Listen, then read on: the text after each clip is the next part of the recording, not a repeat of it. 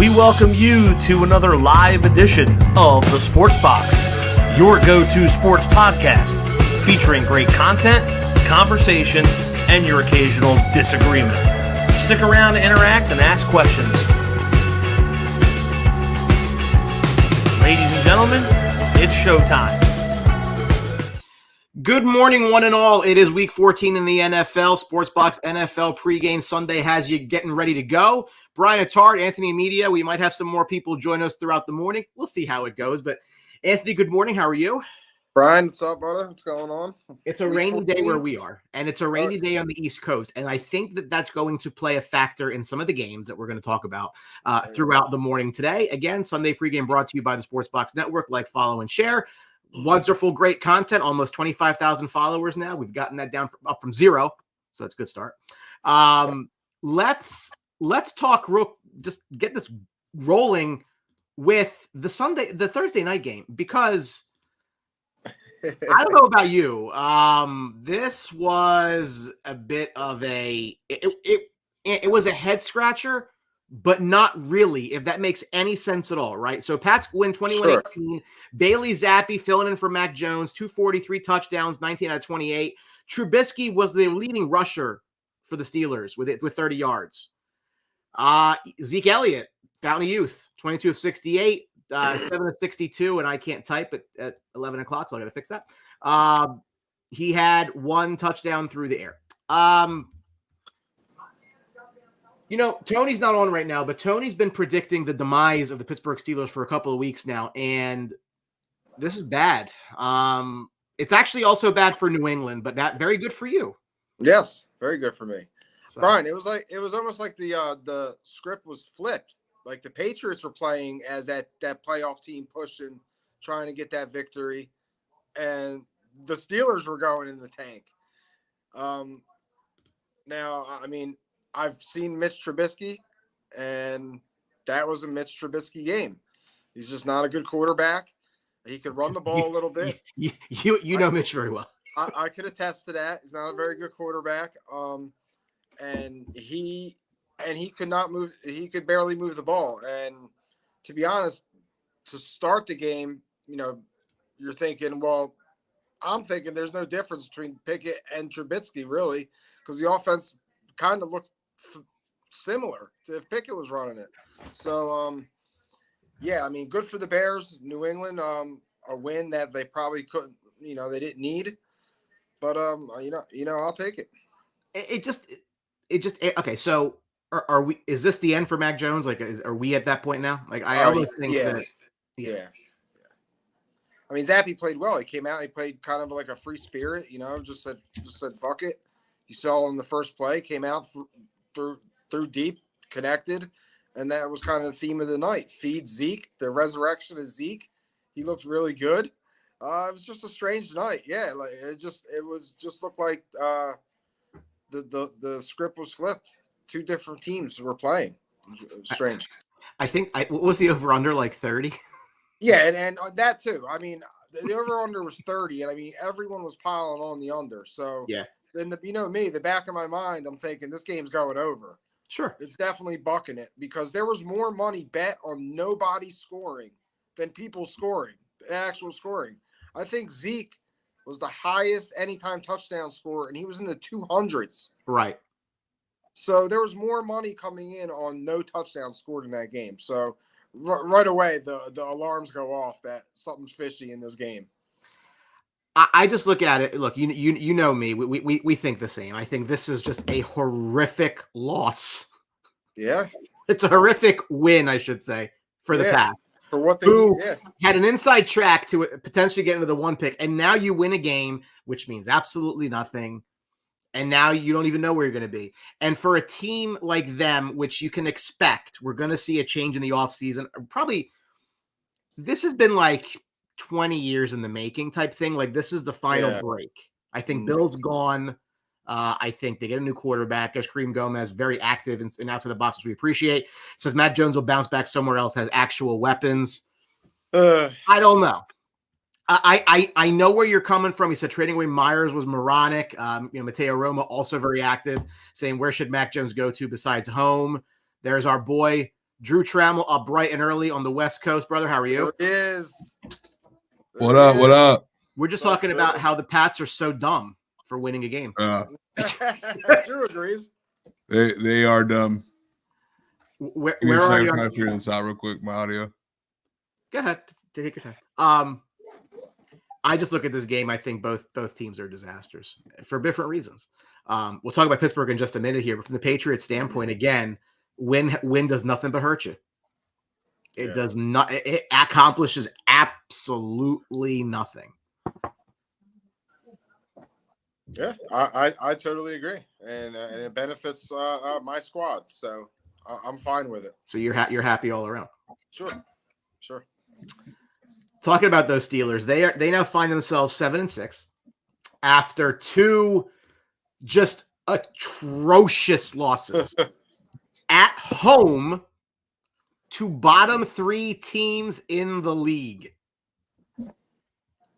That's not good. That's all I'm going to say. I mean, look, Pittsburgh fans, they always give me crap. Oh, they can't tank. You can't tank. The Steelers are not in the playoffs as of this morning. For you boys, is this finally the year that the Steelers actually finish below 500, which they haven't done in God knows how long? I don't know these off the top of my head. And is it the end for Mike Tomlin? Man, I haven't looked at their remaining schedule. If you could bring that up, Ryan, I mean, maybe we could go about this. This team is lost. I think from an experience standpoint, I mean, I remember the Bears teams, I rooted for, really good on defense, and the offenses are just horrible. And you can see it in the Steelers team, and it affects everybody on the team. Defensively, the coaching staff. When you have an inept offense, it affects everything. And I think this team is just looking for answers, and right now they don't have it. And we thought last year was Mike Tomlin's toughest job. This year is topping that. So will he survive? I think so. But this is going to be tough for the Steelers. Yeah. It's extremely tough. And everything Ann said was completely right. Kareem, Jacoby Myers was not traded. He was signed as a free agent. Yes. For the Raiders. They let him go. Let him go, which is still moronic. Yes, it was very moronic. Mike Tomlin will survive, Brian. But I think he'll be on the hot seat for next year. And I don't think just showing up to the playoffs is going to be enough to save him to continue in 2025. It needs to be a deep playoff run. Now, the problem is that who's making the decisions there to play quarterback? Kenny Pickett is not. Can we be real? Kenny Pickett's not a good quarterback. No. Doesn't look like it. No. And they didn't pull the trigger on Ben Roethlisberger to get rid of him at the right time. They should have got rid of him a lot sooner than let him finish career as a Pittsburgh Steeler. When they lost to Cleveland Browns, should have been the last game for Ben Roethlisberger. So they've been using this as borrowed time, which I understand and I get it, to get a quarterback to transition from Ben to a good quarterback, and they chose Kenny Pickett, and that was a bad decision. It was a terrible decision, and now we're in a situation where we let all these good quarterbacks go by, and we're stuck in the mud with I think is above average to good defense with TJ Watt, Mika Fitzpatrick. I mean, Mike Tomlin does his thing on that side of the ball. The problem is you stuck with Matt Canada, you stuck with all these cats, and now you're in mediocrity for I don't know how long now. It's their last championship was 2010. So I mean, the last time we went to the Super Bowl was 2011 when they lost to Aaron Rodgers, or 2009. I don't know. Yeah, was it 2009 or 2010? It was one of those years. I thought it was 10. Yeah, I think it was. So I mean, it was the 2010 season. 2011 was the year. It was the 2010. Okay. So pretty much all around there. Yeah. So I mean, it may be time to move on. It may be time to do something. But what I would say definitely they need to do is they need to make some noise in the offseason and make some noise in the draft.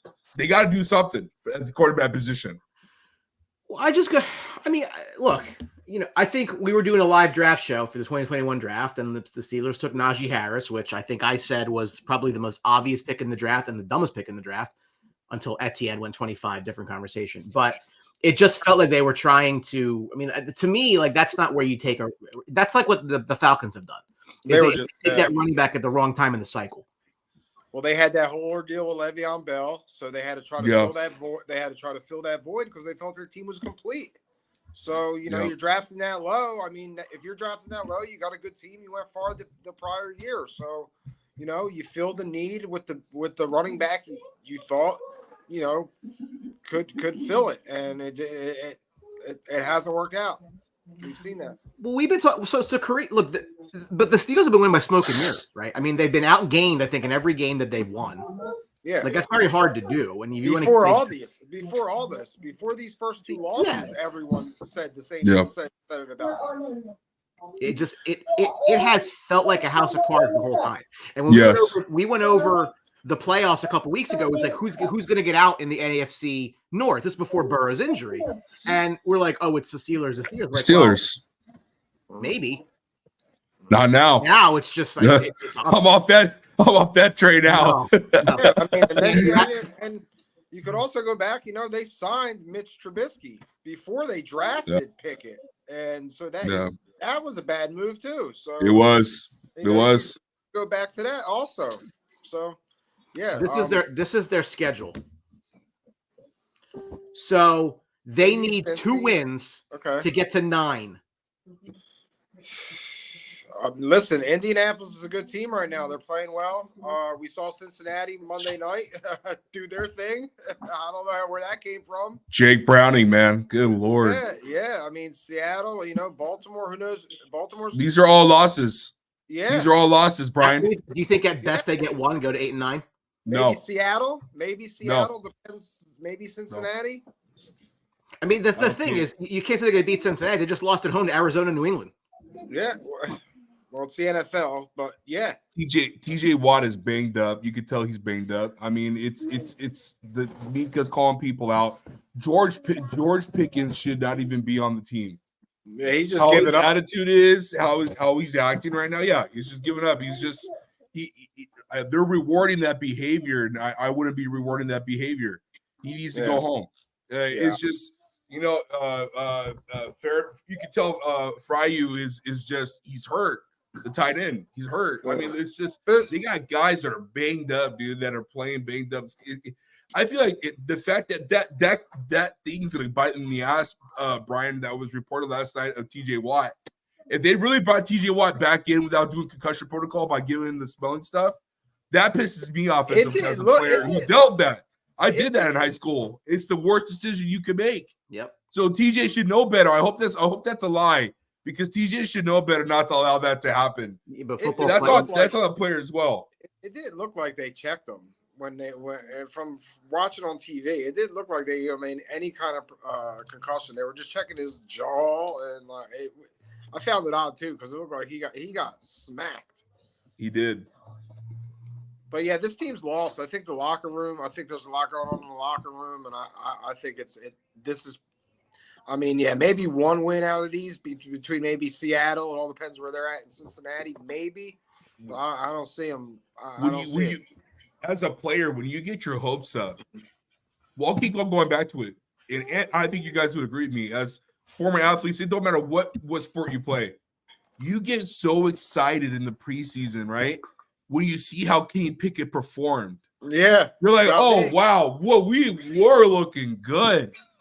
And then when you go into the regular season and you see him play the way he plays, it's the biggest downfall ever. It's like going to the bar and picking up a chick, but you're so drunk, you think the chick is a 10, but really you go home and wake up with her, she's a 1. That's what the Pittsburgh Steelers are this season, dude.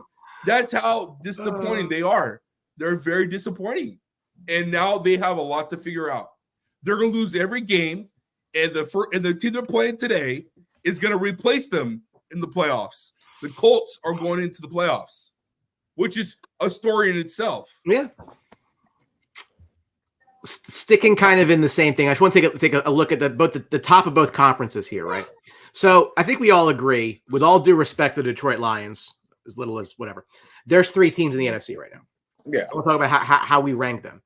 And then also, when you look at the AFC, I think for the first time in forever, there's realistically a larger number of teams that can come out of it. I think that has more to do with maybe the Chiefs looking a little bit weak at the moment. But again, that changes in an instant. That they have one good game and all of a sudden they're the mighty Chiefs again, right? So how do you rank the top 3 teams right now in the NFC? Well, as of today, here's how I'm going to do it. I'm going to do it with the Niners, Eagles, then Dallas. Strictly based on how these teams have played each other. You know, the Niners took it to the Eagles. Eagles beat the Cowboys. So as of today, this hour, almost 11 o'clock, that's my rankings. Niners, Eagles, Cowboys. Okay. I have it a little bit different. I have it the Niners, the Cowboys, and the Eagles. We'll find out today. We'll find out today. I mean, yeah, that's how I'm basing it on what I've seen so far. We're against each other and who they played. So Niners took, like I said, Eagles. Yeah, Eagles beat Dallas. Lions. Yeah, Lions are not top 3. No, they're. I think they're a benefactor of what you talked about the Giants last year. I think they're a benefactor of the scheduling. And they got. They almost lost week 1 against Kansas City without Travis Kelce. It's just a multitude of things that I've seen in Detroit that I'm not really like, oh wow, this team is really gonna have a deep playoff run. Their defense has been underachieving and all that stuff. So I'm not touching Detroit. Obviously San Francisco is going to be one for me. Their injuries and all that. Even though in our game winning drive power rankings we have Dallas Cowboys 1. I do that in a different setting, in a different fluid way. People don't like, and it also attains a lot of attraction. That's the best. I love if we don't like it. So there's a multitude of reasons why. That explained it to a buddy of mine, and he's like, "Oh, okay, that makes sense." I'm like, yeah. But yeah, San Francisco. I think all of us would agree they're one when they're healthy. They're a well-oiled machine. I think the only the only kryptonite on that team is the head coach, and that's really where they stem from having a complete team.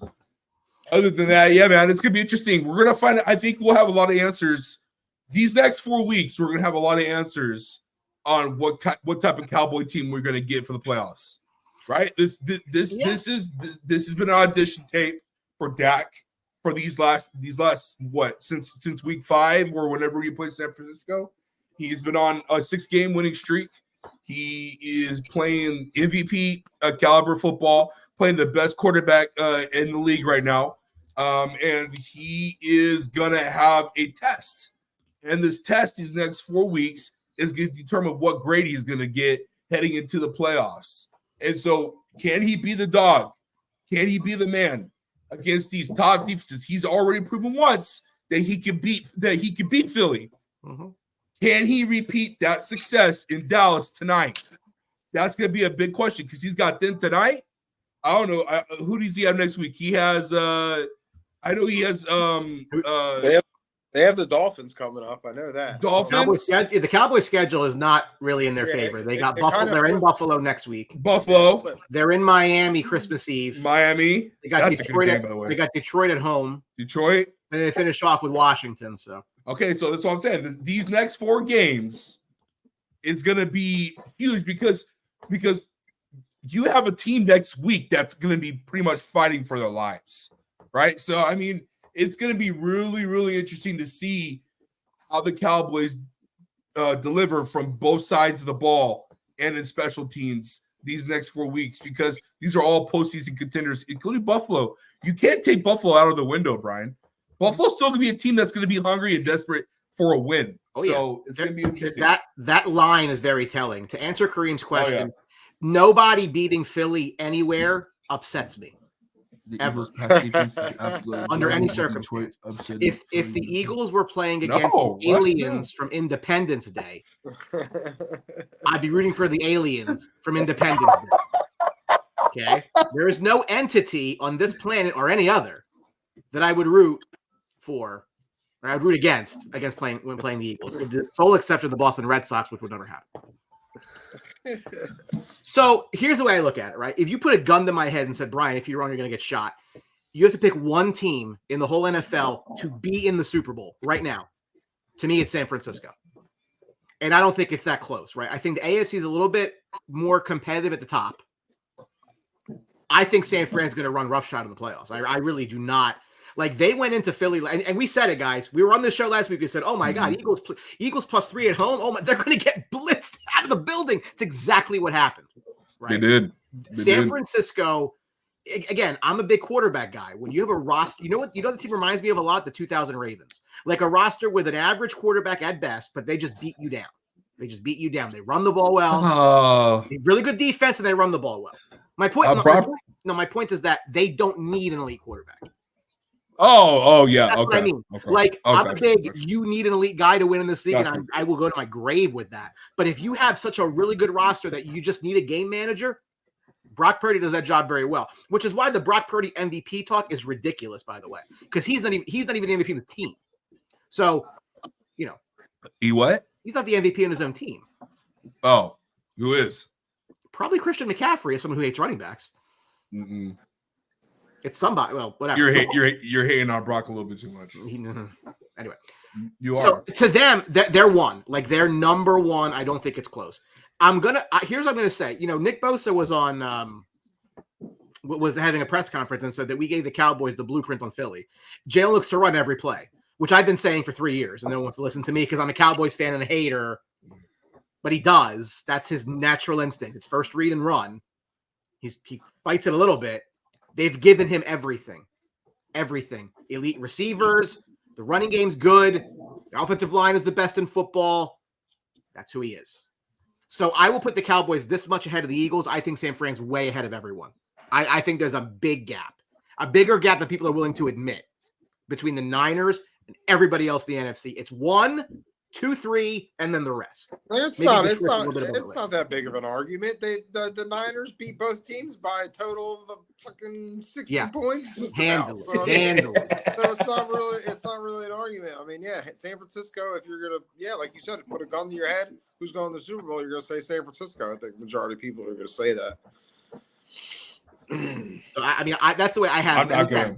We'll talk about this Eagles-Cowboys game a little bit later on as far as the intricacies of the game, but I don't think it's that. People make these big deals out of these guys. I don't know that it's honestly that important in the grand scheme of things, but we'll talk about that. On the AFC side of things, when you look at the standings in the AFC and the playoffs, you have the Dolphins and Ravens at 9-3, the Chiefs and Jags at 8-4, and then everybody else 7 wins or less. How many teams in the AFC would you say have an actual realistic shot to come out of the AFC? Ravens. 2. Chiefs. That's it for me. You don't trust Miami, do you? Oh, you know what? I will say this, but how can you? On my head, I can't. I guess no.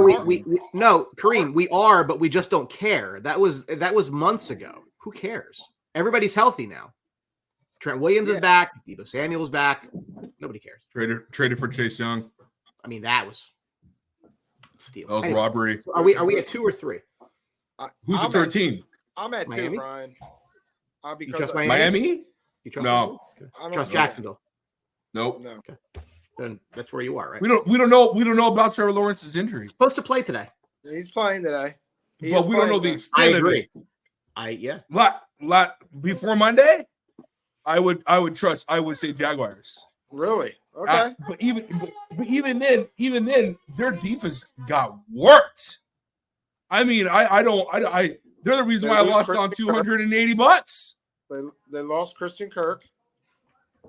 He's done for the year. They lost their second receiver. So yeah, I mean, I don't think you can even argue in trusting Miami. I mean, we've seen them play the good teams and they've gotten beaten down. So I mean, how can you even argue for Miami? So yeah, I mean, I'm putting the Ravens above the Chiefs right now, slightly. Oh yeah, 1,000%. Not much, but not really not but much for you. Why not much for you? I mean, Colton. It's just I don't know how much I trust the Ravens offense against the Chiefs defense. I think that's a tighter matchup, and I think sometimes I watch the Ravens and I watch that offense. Sometimes they get stuck, and that's why I like the Ravens more over the Chiefs, but not by much. Does it matter where that game is to you? Like, does home team win that game? I think it matters for the Chiefs. I really do. Baltimore's defense is going to travel. I mean, both defenses are going to travel. I think it means a lot though for KC. They got a real big home field advantage.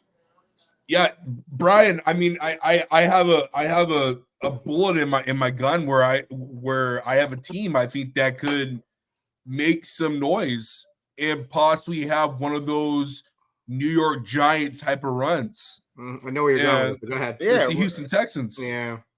I mean, I honestly I see it because there's something there that is really just like I can't really identify it. I think just everything is working. The only issue I have with the Houston Texans, well, two issues, is the offensive line, and they're still overachieving their expectations heading into the season, and the running game.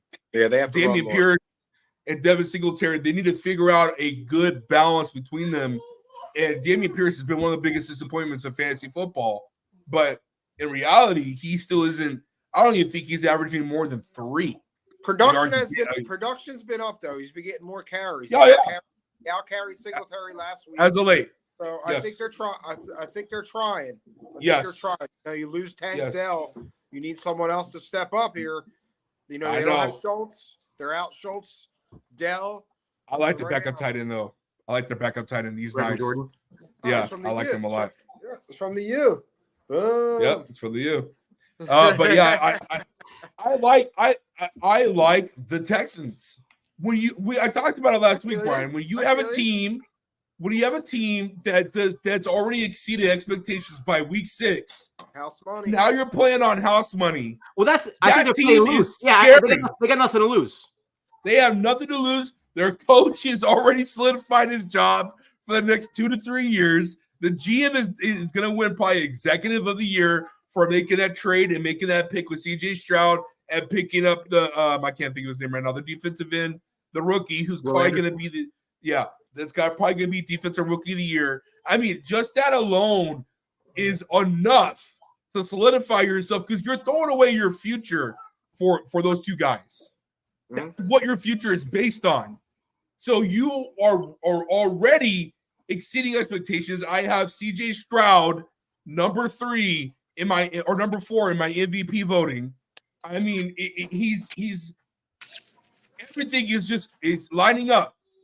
So can they continue this trend? They're going to make the playoffs. They'll probably be a 5 seed, and it's going to be exciting because they'll play the 4 seed, and the 4 seed could easily be the Chiefs, or it could easily be anybody in those top teams besides the Ravens. So I mean, the sky is the limit for these guys right now, dude. And so my money's on the Texans, man, to have a deep playoff run. But like your instance and your example, if you had to put a gun in my head, I'm obviously going to pick Baltimore because that defense is disgusting. So we'll see. I'm looking for this video for Ant. I can't find it. I have so much crap in my phone. You're going to give me another stew? No, it's not stew. You're going to like it. I just got to find it. I might not be able to find it, and that's my fault, but I'm looking. I pray Buffalo makes it too. Listen, we'll talk about it, but I think Buffalo's got a chance to win today. They have a tough schedule later, but I mean, I'd like to see Josh Allen push this team in, but I mean, they're up against it.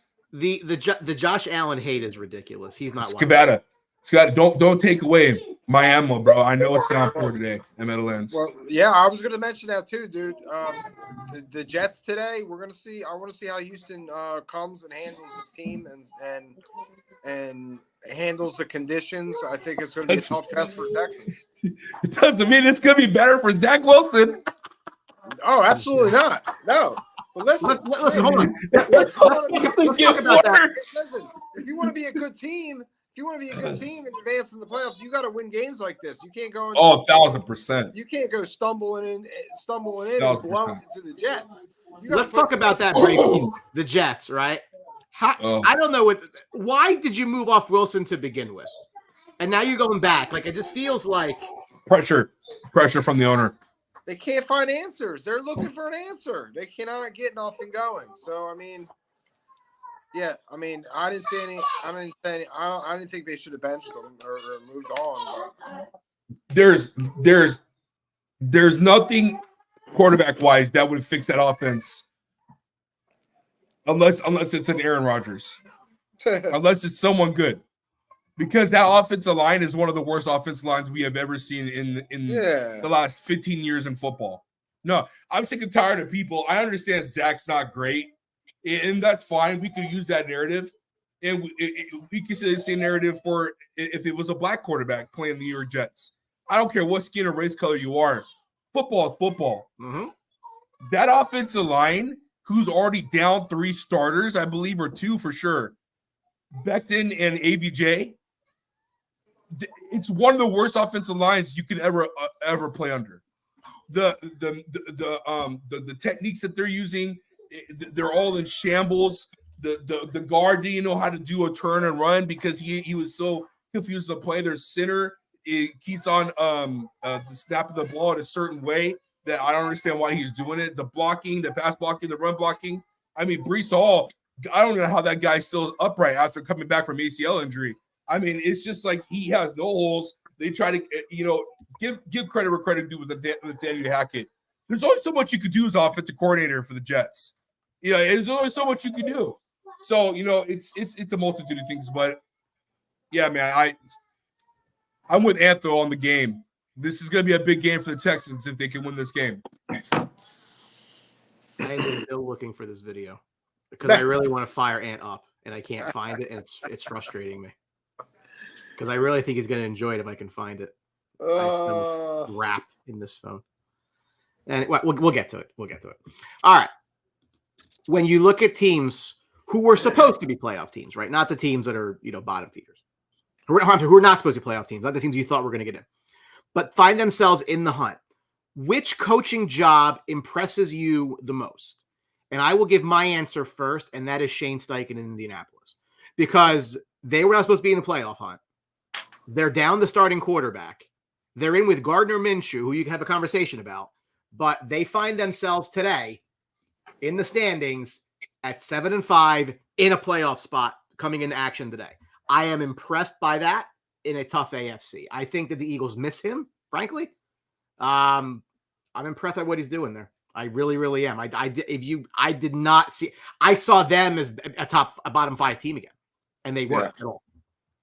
I agree with you, Brian. A guy I'm going to throw out there is McVay with the Rams. I think they're playing exceptionally well this year for what we expected. We didn't really know what to expect. Their roster was really limited, we thought. Kupp was going to be coming back. Stafford's going to be coming back, both injured. So yeah, I think McVay's done a good job in LA, and he's got him in position to make the playoffs. I mean, big game today, but I think they're right there. I think he's done a good job. Drew? That's a great choice. It's Sean McVay. Just always on his. He's on a roll as a coach. This is a guy you could trust in every year. I would love to have him. Sure. I'd love to have almost 30 other coaches in the NFL. My God. Maybe not. What? How you say his name? Ephliberus or what's his name? Eberflus. Yeah, maybe not Eberflus, but out of the teams that are in today, I mean, how else can I go away from Shane Steichen? Right. I mean, I think it's obvious. Yeah, no, I think he's the number one guy. Yeah. If sure. I had to pick someone else, it would obviously be Ryan's. Okay. Sure. Yeah, there you go. But Shane Steichen, we got to talk about him, man. We have to talk about him. I mean, just the fact that he lost his rookie quarterback by week 4, I want to say. Running back to his running back to lose JT. Yeah, twice. I think they lost all offensive lineman, if I'm not mistaken. Player. Best defensive player. Who, Leonard? Leonard? Oh, yeah, he was. I don't think he's the well, he was. Yeah, I mean he's but overall, man, just what an amazing job by him. 7-5, correct? No one thought they'd be in this situation like that. My brother my brother said the same thing about Frank Reich, but we won't talk about that conversation. But that has not worked. We will say that he did say Strike in our group text that he was the offense of the Eagles, and you could see, right? We could see the transition where Philly has struggled in not what's the right word? Philly has a struggle, but it's not the same. It hasn't been pretty. Yeah, I mean, it hasn't been pretty. So, maybe Shane was a huge part of what the Phillies passing concepts and what they do in Philly last year. Maybe that has affected them, and it's improving the Indianapolis Colts. I mean, Michael Pittman Jr., regardless of the touchdowns, because he doesn't have many, but the catches and the targets, and the attention he's getting, he stepped up. And now he looks like a bona fide, 2, almost a 1, maybe not a 1 yet, but he looks great this year. He's healthy. He's playing great. There's a lot of things I want the Colts to do. The Colts are a very interesting team heading into the 2024 season, but for the rest of this season, they locked up JT, which I think was a great contract for them. And he's young, he's healthy, and I think that injury is just a fluke. It's a fluke injury, nothing to be scared about for the future. Their offensive line has played in the middle of the pack a lot better than they were last year under Frank Reich. And the biggest thing I think for everything is that it's leadership, right? We don't need to have their coke-used owner to make it a big public thing about how they go in and I'm looking for a leader and questioning Frank Reich and Carson Wentz leadership tactics, right? Because that was an issue for all of them. It was lack of leadership and lack of preparation. So we get Shane Steichen in, and now this organization has done a complete 360. Now it's going to be interesting heading into the offseason, seeing how Richardson can develop, because we only got a small sample of what he could do. He's shown highlights that he has a rocket arm. He can move in the NFL and gain speed. It's just his decision-making and his accuracy. The two things that we talked about him coming out of college. So can those things develop in time? And I think Shane could develop him in time. But the good thing about it is, and the biggest thing I think everybody's overlooking is the fact that I got to give credit where credit is due, and I got to give credit to my boy Brian for saying, not this Brian, Black Brian, for saying that. What do you need? What are you trying to say? Sorry, for saying that. Oh my God, Gardner Minshew is the best backup quarterback in the NFL. I think he's right. I was wrong. I think he is the best backup quarterback in the NFL. And now he's proven what he could do. It reminds me of Jeff Garcia. When Jeff Garcia came in for the Philadelphia Eagles when they needed a quarterback. This is what I'm seeing with Gardner. Gardner is killing it, man. I think Jacoby Brissett is up there in the talks. I think New York Jets really screwed themselves by getting rid of Mike White, who went to Miami. So that goes down to GM. That goes down to preparation. So you got to give credit with Chris Ballard, who's the GM of the Colts, making this roster better, making it more productive. Got to give credit where credit is due. I'm a big guy who likes to give credit, just like Ant is, just like Tony is, just like it's 4 guys who do the show every Sunday. We give credit where credit is due, and credit is due to the Indianapolis Colts and what they have done and what they have conquered and what they have gone through. So give them love, man. They'll make the playoff spot. I have them. We're supposed to do our midseason show this past Tuesday. Unfortunately, people get busy. So number 5, I have the Indianapolis Colts being the 5 seed. I think they're going to win out. What's their schedule, Brian? I know they got Pittsburgh today. Yep. So, well, Right? actually, And then- Kareem wants to look at their last 4. They got 4 straight wins over the Panthers, Patriots, Bucks, and Titans. And I agree, it's not the best competition in the NFL. But again, you're trying to get a playoff spot. I'm not saying the Colts are going to beat anybody in the AFC playoffs. What I'm saying is they're going to get in for a couple of reasons. One of which is they are winning these games. Yeah. So. Easy schedule, man. Colts they're at the Bengals today. They got the Steelers at home. They go to Atlanta. They host the Raiders. They host Houston.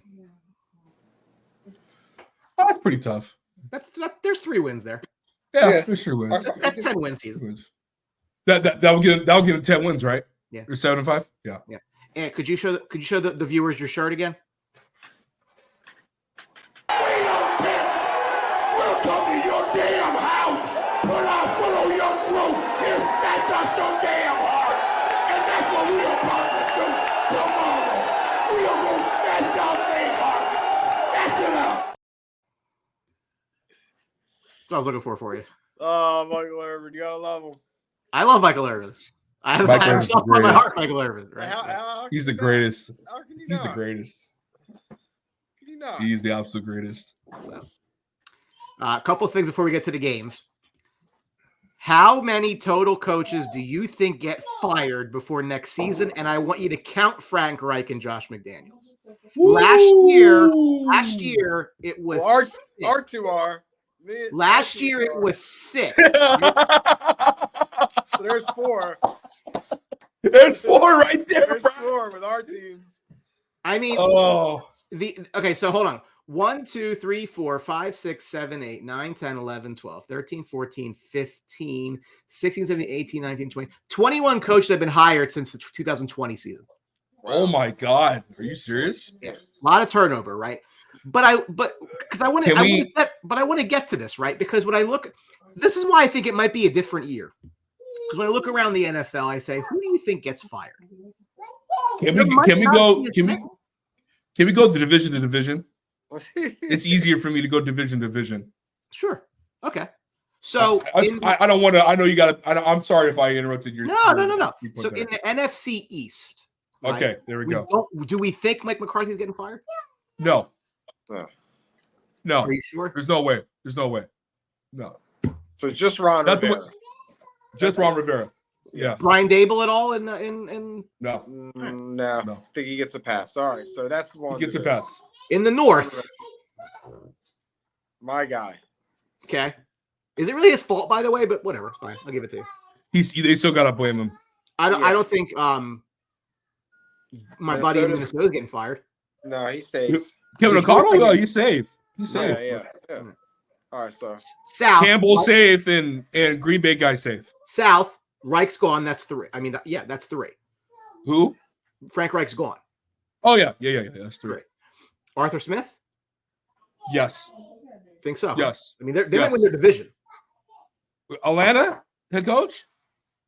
They might win their division. I'm sorry. I'm thinking of Dennis Allen. No.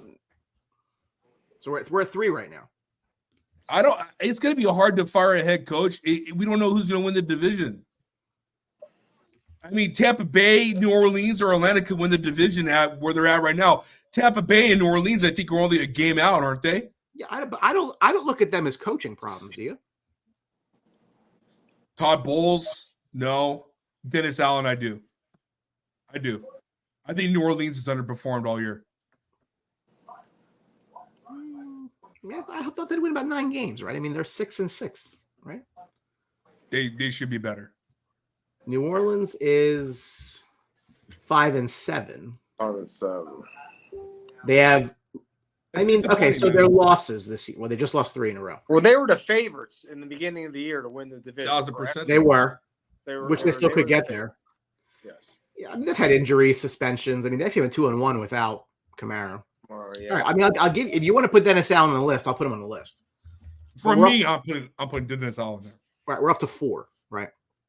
West, Carroll's safe. Yep. Kyle's Nice. safe. Kyle's they're safe. Sean McVay's got that job until he doesn't want it anymore. He's safe. And I think that what's his name? Jonathan Gannon, he's Just fine. got hired. Just got hard.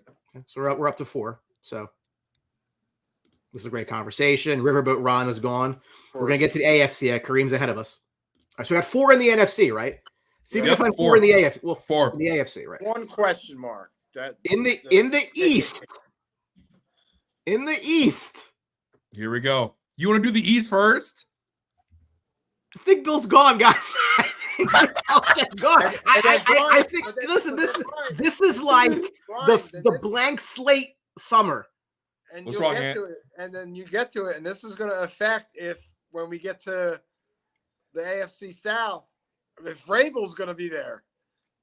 Oh, So that if you think Bill's gone, I'm going to come back and say I think Vrabel's gone. all right. Well, let's all make a decision here. So, the New England Patriots, yes or no? Does Bill Belichick? I think he's out.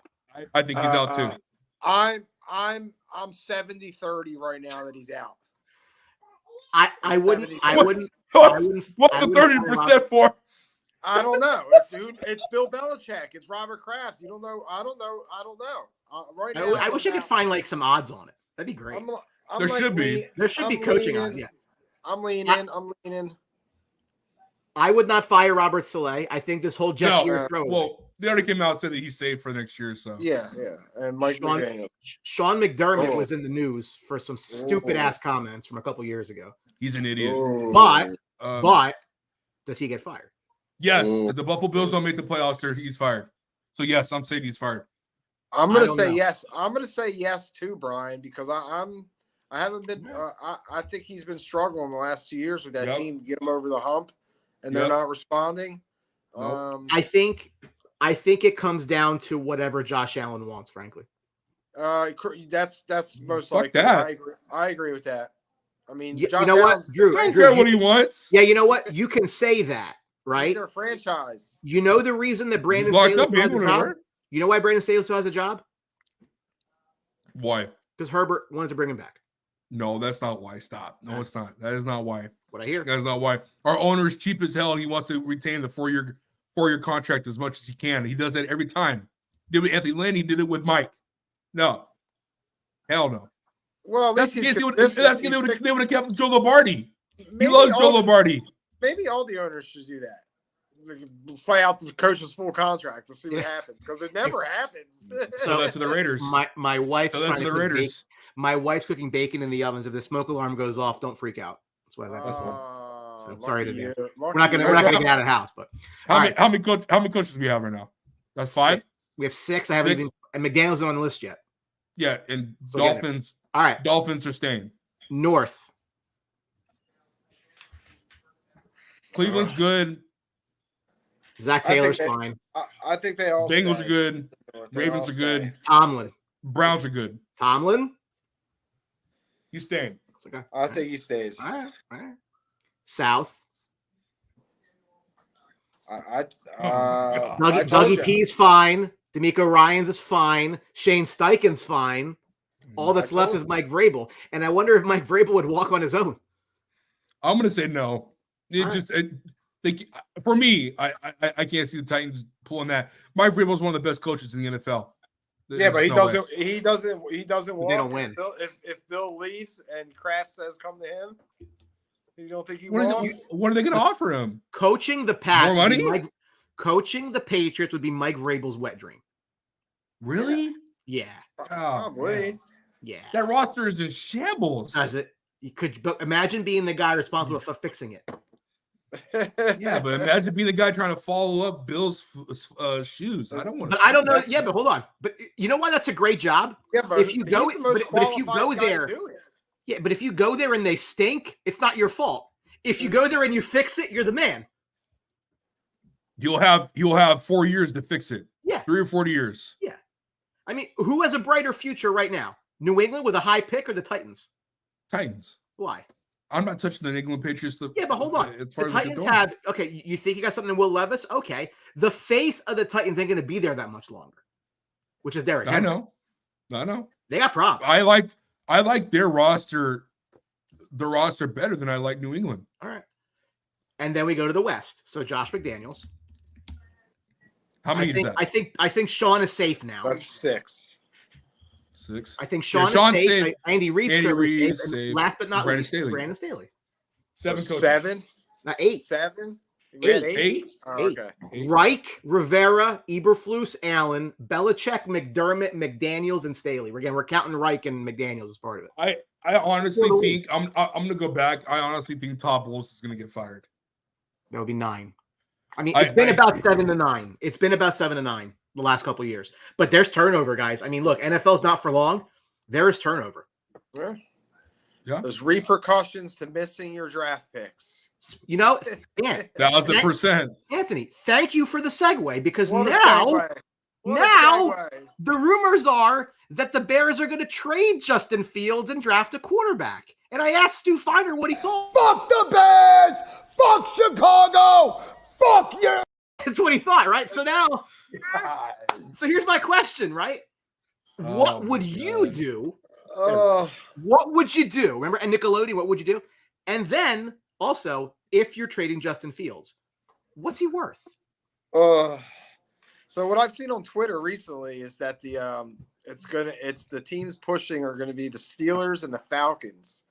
That's what I'm hearing on Twitter about, or X. Listen, you have to build this team. I think they're gonna change coaches. I think there's gonna be a lot of turnover. If you could get a second round pick for Justin Fields, I would trade him. I would get the pick, get as many picks as you can this year.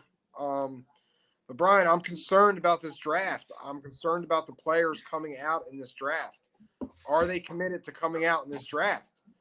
Caleb Williams, don't know. He's saying it's a game time decision. Now Harrison's coming out saying he's going to make $20 million in college. Why would he come out? The NIL is not good for the NFL. No, Brian. So I don't give a shit. I love it for the players. I mean, as a Bears fan, it's way too early to predict what's happening right now, because I don't know what these guys in college are going to do. None of them have come, and they're not committing to coming out until the very last second. So they need to trade. They need to change the trade deadline. The option deadline. That's what they need to do. The NFL. It's just way too early right now. But I mean, yeah. The position I'm in right now is it's just. I mean, if they're going to get rid of him, let's get the highest value we can for him from somebody who's desperate. Yep. Draft a quarterback. Then you're going to have another pick. You could trade that. You could do so many things. They have to find the right people to do this. They failed every year, and the people that are in charge of doing this fail. So it's really the faith in the ownership. I don't have much faith in it. They've made bad decisions year after year, and I'm actually afraid of what's going to happen. I think this is just going to be a bumblefuck when it comes draft time. I really do. I do. And if Justin Fields plays well, that's the thing. This is an audition right now. So if he comes out and continues to play well, it's going to make the decision harder to keep him, or it's going to sweeten the pot for a trade. So, well, let me help you out, bud. Let me help you out. This is year 3 of Justin Fields, if I'm correct, right? Yes. 6 wins, I'm going to say. 6 wins also, Drew. Yep. So you have one more year left with Fields, because I believe Fields wasn't he a top 10 pick? No, outside the top. He was traded outside top 10. He was traded outside the top 10. But you still get a 5th-year option with him, correct? Oh yeah. Yeah. Okay. First round pick. So here's what I would do. It's too early to tell, so we can't really dive into it. But if we had a pick today, what I would do, Brian, and what I think Ryan should do, the GM, is look what's out there. Talk to the teams that will need a quarterback, especially the teams that are almost slightly contenders, and say, okay, I need a quarterback to get me over the hump. The perfect team for that, and the perfect example for that, is the Pittsburgh Steelers.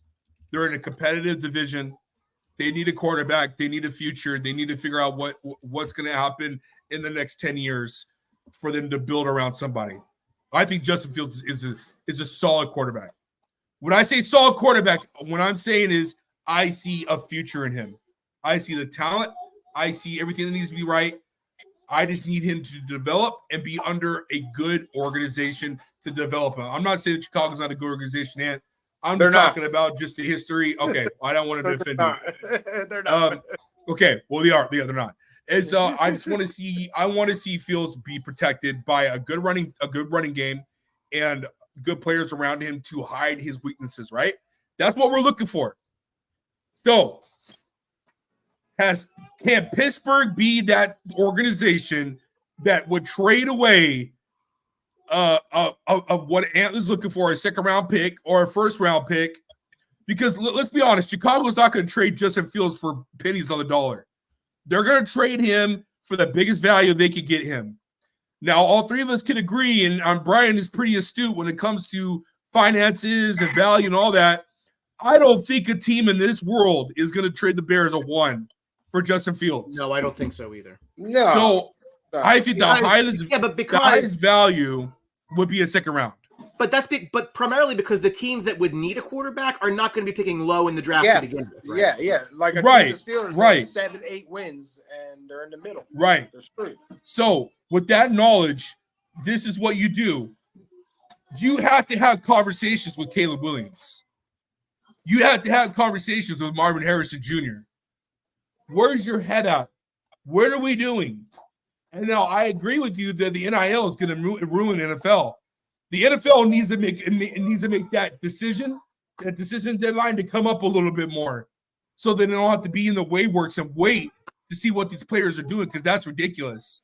So I don't know what the deadline is. I don't know what college football, how that works. I reside in Ant and you guys when it comes to bowl games, and maybe after January 1st or the first week of a wild card weekend, the college players have to make a decision on that Saturday or that Friday to see if they're going to the NFL or not, because you should have held the NFL and these teams hostage because of NIL deals. Now, if I'm Marvin Harrison Jr., I'm going back to Ohio State. If you're going to give me $20-25 million, I could go get my degree done and I could go play football, and you're not going to tell me what I can do because I'm making $20-25 million.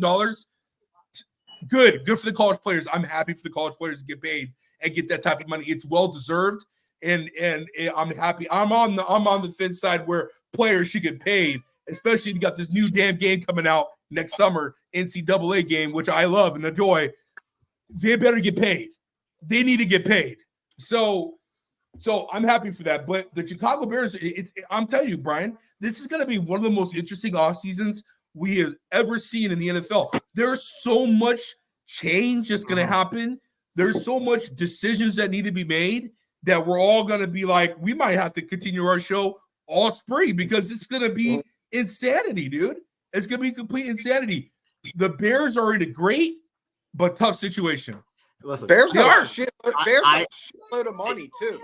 I say this all the time. Right? That too. I say this all the time in the NFL. There's postseason, which is the best. There's the off season, and then there's the regular season. That's where I am. Okay, I get it. Like I get whatever, but no, the draft might be better than the Super Bowl. It's so much fun. But that's when you finally see things kind of come together. So yep. We'll start today's action with two teams who might be in the quarterback market, and that is the 5-7 Buccaneers visiting the 6-6 Atlanta Falcons. Atlanta's laying 1.5 at home. Okay. The over-under is 41. Tampa Bay is allowing just 99 rushing yards per game. That's the 10th fewest in the NFL. Desmond Ridder, 2-0, 100-plus passer rating his career against the Buccaneers, who, as Mike Galletto once famously said, of the worst secondary in the league. So this is an interesting game, right? I think I look, me personally, I really hope all division winners have a above 500 record. I think it's embarrassing if they don't. So from that standpoint, I'd like to see Atlanta win the game. That's the only reason I would like to say that, because I think someone's got to get to 9. Like if you have an 8-9 division winner, it's embarrassing. It's happened before. It has happened before, but a couple times. Seattle Seahawks makes it no less embarrassing. Seattle Seahawks, they lost in New Orleans. Yeah. The wild card. Look, Atlanta's a weird team. I mean, I should say that the whole league's weird at this point. I guess the line's telling you to take Tampa, though, isn't it? I mean, the line's not even giving the Falcons 2 points at home. Yeah, I agree, Brian. I was going to say I like Tampa here. I'm going to grab the plus money on the money line. It's plus 110. You grab plus money. I think this is a coin toss game. I could see it going both ways. Here, I'm riding Mike Evans' hot tail right now. Anytime touchdown, Mike Evans, I'll take that. I'm even going over 100 yards today for Mike Evans. I'm going to take the value. That's what I like in this game today. He's plus 105 to score a touchdown right now. So give me Mike Evans touchdown over 100 yards, and I'm gonna take the Bucks plus 110 on the money line. Oh, that's right. Yeah, see, I'll do. Yeah, you're right. Sorry, DJ, my bad. Yep. Yeah. Mike Evans, what a story! What a story! Yeah, playing great. We haven't talked enough about him. I agree. mean, under the radar guy his whole career. All career. Really, there was a TikTok the other day of him just being a nerd and answering Harry Potter questions. He's a Harry Potter fanatic. Dude, I love those things when they do with players. We really don't know much about him. He just shows up and does his damn work, dude, and moves on. Yeah, you know what? The only time. Go ahead. I'm sorry to interrupt you, but no, you're fine, brother. Better days are coming for Mike Evans because he's going to find himself a quarterback again. Don't get me started, brother. Yeah, when he got Tom Brady, you saw what happened. So better days are coming for Mike Evans. Better days are ahead. He still has it, and he's going to find himself another quarterback. Anna Bryan, real quick. I know I love getting off. I love talking football. You guys already know that. But today, if he retired, are we putting Mike Evans in the Hall of Fame? Oh, you have to. Yes. Yeah. Just because I know his stats are not where won a Super Bowl. I don't give a shit, dude. Well, he has been thrown to his majority of his career. Sure. The quarterbacks he's dealt with. Yep. To have 10 straight 1,000 yards, he's an instant first ballot Hall of Famer. Absolutely. I agree. Yep. Again, I think he's been criminally underrated because of where he's been his whole career. Right? Yeah, I think where you go matters. 1,000%. He made Johnny in Texas A&M. Yeah. He really did. Yep. Yeah. So I got Buccaneers, Brian. And the reason I got the Buccaneers is because I still think Baker Mayfield's playing the best football he's played since 2018 with Cleveland. They're great. He's not getting enough love either. I know his stats aren't staggering. That's an interesting question. But he's been playing great football. Is Alvin Kamara the Mike Evans of running backs? No, because Alvin Kamara has a lot of distractions. But it's I got Tampa Bay. I don't trust Riddler. I trust the Buccaneers defense a little bit more than I do Riddler. I want to go back to what Ant said.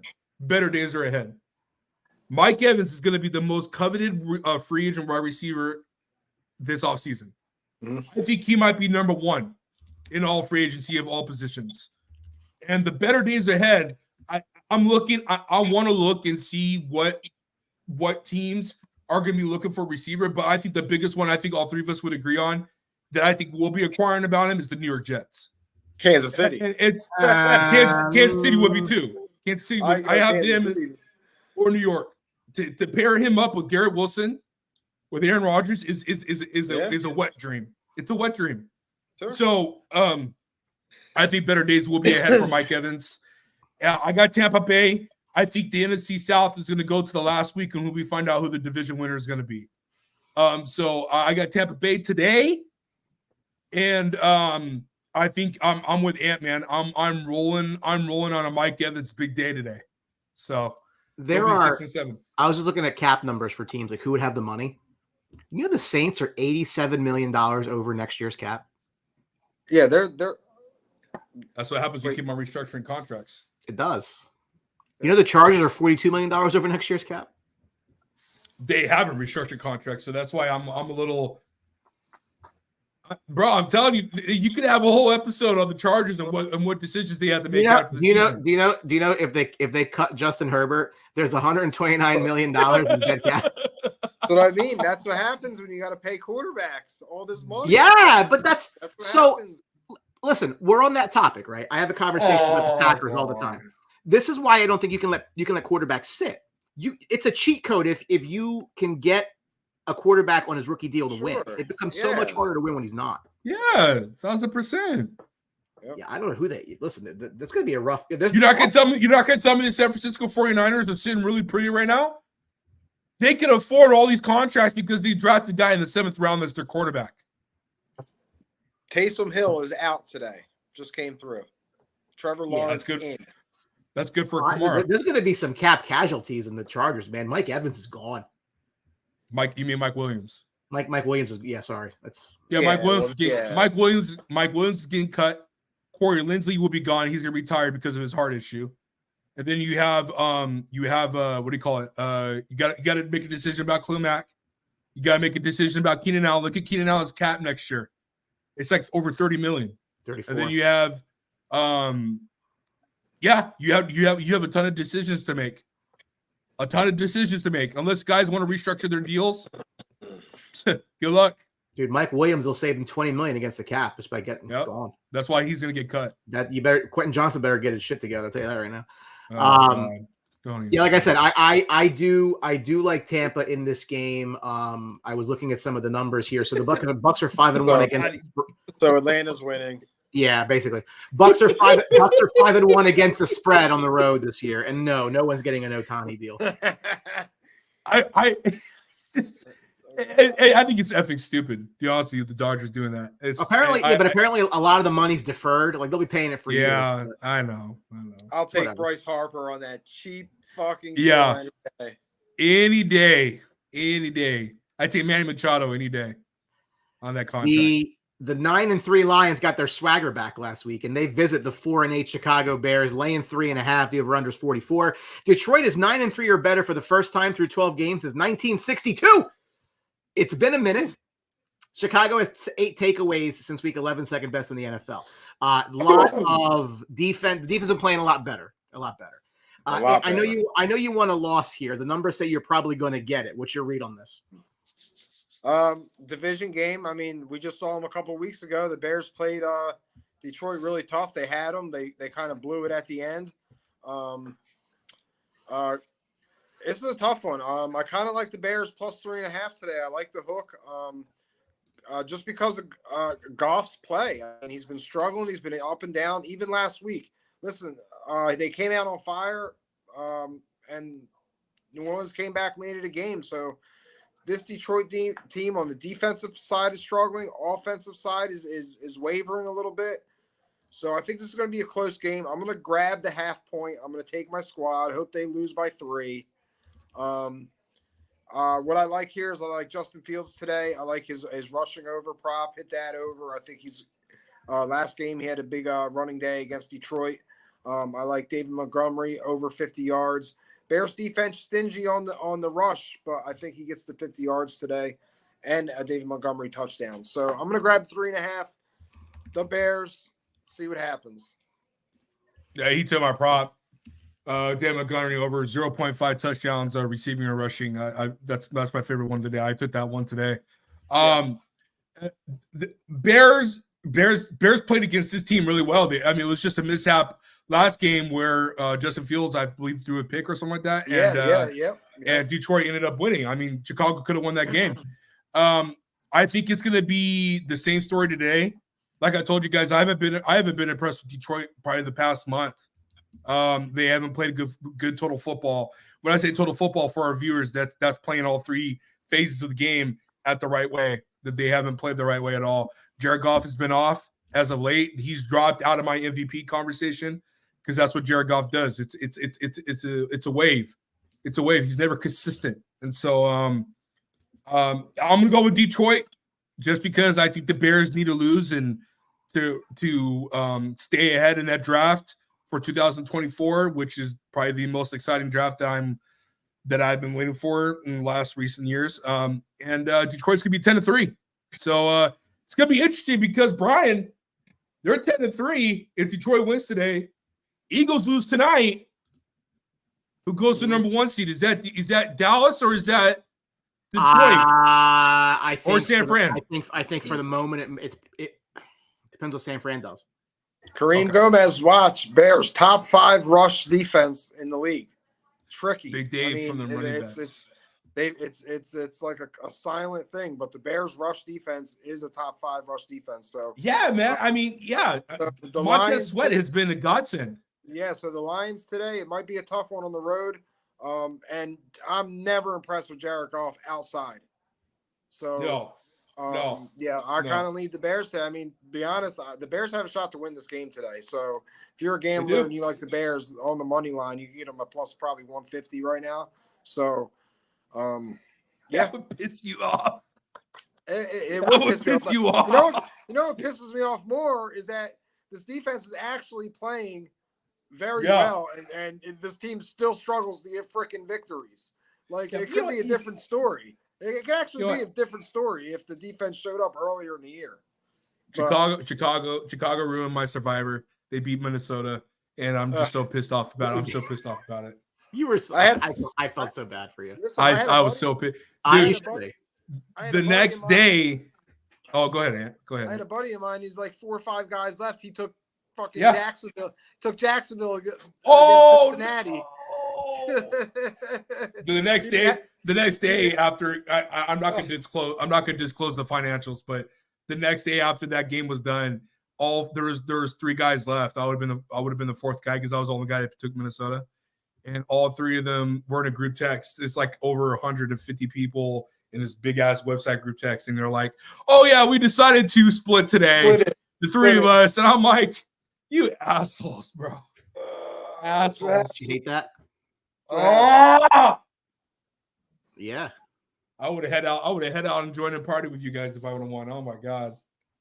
Another good prop I found.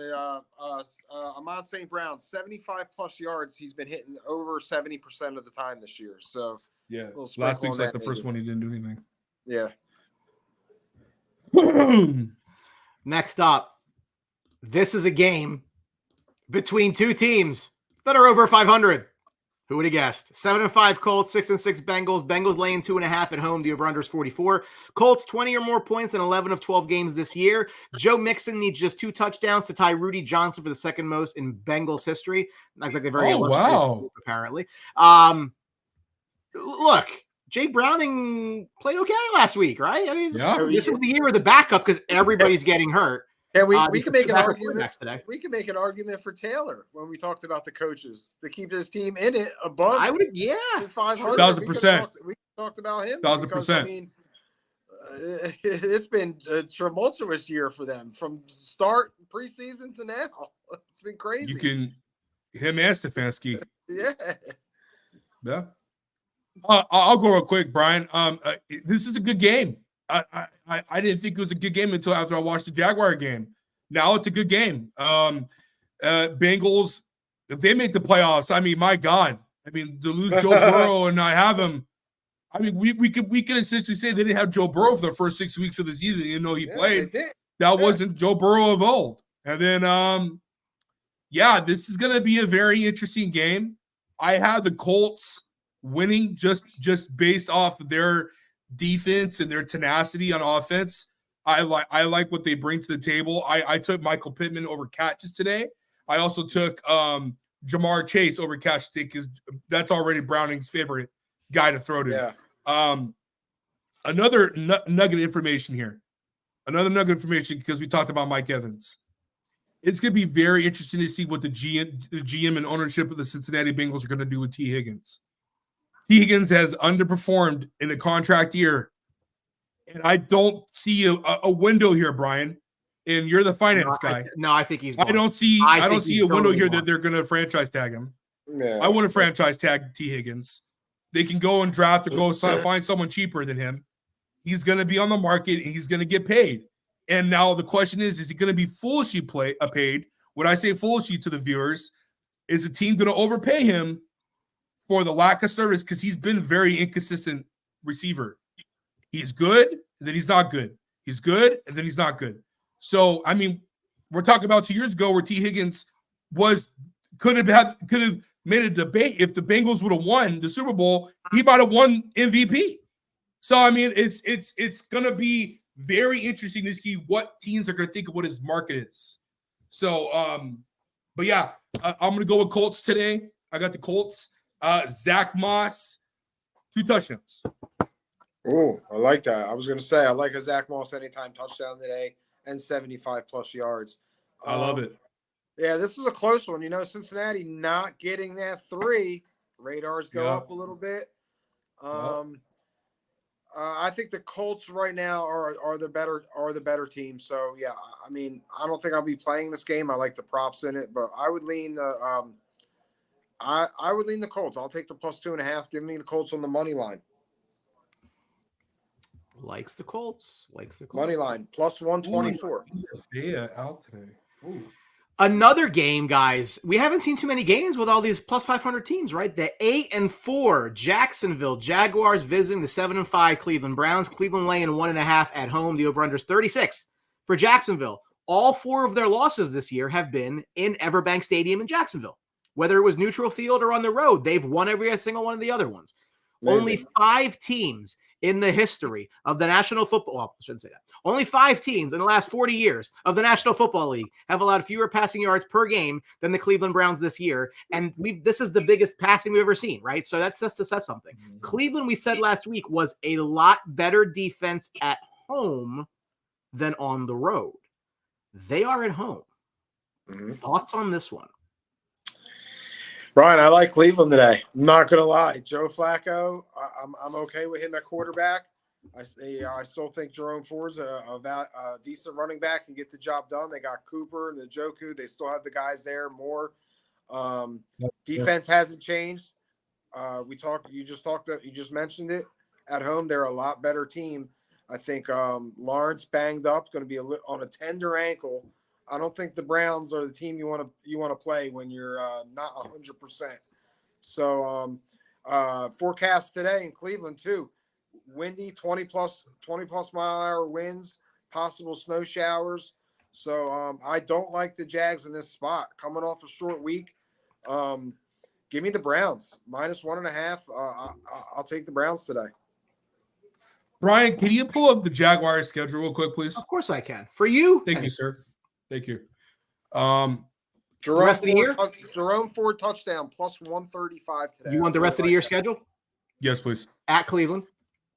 Okay. Home Sunday night with the Ravens. Sunday night next week with the Ravens. Okay. They go to Tampa Christmas Eve. Okay. They host Carolina New Year's Eve. Okay. They got the Titans. They go to Tennessee. Okay, so this is okay. The reason why I wanted you to highlight it to our 6 viewers that are watching and for the people that are watching later, this is an idiotic move by the Jaguars. And I say idiotic because you're playing against one of the best defenses in the game today. He could get roughed up. The offensive line is not playing up to standards that they need to play. This is stupid. It's a 4 to 6 week recovery for a high ankle sprain. Why are we rushing him out? You have those 3 games starting at Christmas Eve, where you can easily go. You can lose this week. You can lose next week against Baltimore on Sunday night. That puts you at 8-6, 9-6, 10-6, 11-6. I don't think you should be worried by the Houston Texans overtaking your leadership on the division. You have those last 3 games that can get you to 11-6. Why am I risking out and risking Trevor Lawrence to get a further injury? I don't understand it. Kudos to him for manning up and wanting to play for his team, not taking the cart and walking all the way to the locker room, which okay, that's cool, bro, and all that. But I don't understand it. I don't get it. I'm going with the Browns. Jerome Ford. I'm with Ant on everything that he said. I'm not touching the Jaguars offensively at all today. Not betting wise, I'm not touching. Yeah, even ATN is banged up. He's playing, but he's banged up. So yeah, I mean, he's hasn't had 2 back-to-back bad weeks. So yeah, they're a wounded team right now. So yeah. No Christian Kirk. Calvin Ridley didn't even show up when Christian Kirk got hurt. I mean, he was invisible. It was that Parker guy and Zay Jones and Evan Ingram. It's just once again another disappointing performance by Calvin Ridley. So I mean, I don't get it. I'm going Browns. Browns are going to win this game. Does that line interest you? Again, it's hard to not take the Browns at home. I don't like what that number is telling me. Especially with the weather, Brian. The weather is also another thing that's going to affect his passing for Trevor Lawrence. Joe Flacco is a very good outdoor weather quarterback. Also, he handles the conditions all the time very well. He's thriving in Baltimore. Yep. So that's how I feel. There we go. It's gonna be a lot of running. We're going to break our streak of both teams having winning records when the 1-11 Carolina Panthers visit the 5-7 Saints. New Orleans laying 5.5 at home, over under 39. Carolina's allowed 47 sacks this year. That's the fourth most in the NFL. New Orleans, since week 7, has been a sieve defensively, allowing just over 26 points per game. That's 29th in the league of 32 teams. However, that might not be a problem for them today against just a very just pedestrian offense in Carolina, right? I think the Saints win this game by 10. I don't really, and that's not even, that's not me liking the Saints. It's just, I think Carolina's bad. Yeah. Go ahead, Drew. Go ahead. You're good. Sorry. That's all right. Yeah. The Saints win. It's they need to win. They need to stay afloat in the South, and I'm also rooting for the Saints for my boy, so they can have another top pick. So honestly, Brian and Ant, in the history of the NFL, has the team ever picked back to back like that? What do you mean? Top 5, 2 top 5 picks. Has the team ever picked back to back ever in the history of the NFL? Yeah, Jacksonville had number 1 pick 2 years in a row. No. 1 and 2. Or back to back 1 and 2. Pick 1, pick 2. Oh, I don't know. It's a good question. I don't know. I'm ruined just to see that. I just want to see back to back picks for the Bears. Oh, back to God. Okay, I understand. Yeah. No, I'm with you. Okay, I got it. I know what you meant. Houston didn't do it last year, did they? Did Houston do it? Did they pick 2, then pick 3 when they traded up? They traded for it, but yes. They traded for the back to backs. Yeah. Yeah, it wasn't because of draft selection and where they were from trades. Okay. Yeah. Yeah, and there's not much to talk about this game, right, Brian? I mean, I got really to say, isn't. and the AFC South, there's some storyline. The NFC South is going to go to, like I said, the last week of the season probably to determine who's going to be the winner. So I'm going Saints. I'll take Kamara, especially with Ant's report of Hill being out. That gives him more of the goal line touches for touchdowns. So we'll go Kamara. I'll take his rushing, and I'll take anytime touchdown for Alvin. And I'm pretty sure Chris Olave will eat, but I'm going to go with Alvin Kamara if I had to go for a bet. If I had to pick 2 jobs in the league, what do you think McDermott's going to get fired? I mean, for me personally, it would be Los Angeles and Buffalo. Sure. Because you have the guy at quarterback. Yeah. Right? Like, you have a guy. Like, then it's up to you to fill the pieces around. I mean, again, I have my Fab 5. Couldn't kill us for anybody else. And they're in my Fab 5, and they could be coaching opportunities. Absolutely. Yes. Yeah. For me, it'd be LA, Buffalo, and my third one would probably be. It's probably Chicago because of the 1 pick. Yeah. Yeah. It's going to depend on the that division. That division. It's not like Detroit's running away with it. No. So, yeah, I might be with you. My other team would probably be Washington, just because of the structure of the roster and the new management. That excites me a little bit. It's a new leadership in that management, in that organization. So, but yeah, a good call on Chicago. I might go with Chicago. I was going to just mention this game. I mean, I think it's the public is on New Orleans. It's heavy money on New Orleans. I can see why. Give me New Orleans. I'm going to take Kamara. Actually, I'm going to go with receiving yards today. You get some plus money, 40 plus yards receiving. You actually get it at 110. So let's do that. Give me the Saints. Next up, we talk about taking a quarterback, changing your franchise's fortunes very quickly. The Houston Texans, 7-5 today, going at the 4-8 New York Jets, who lost a quarterback, and their fortunes changed quickly very well. Houston -3 on the road. The over-under is 33. Stroud is averaging the most passing yards per game by a rookie ever, just 5 under 300 a game.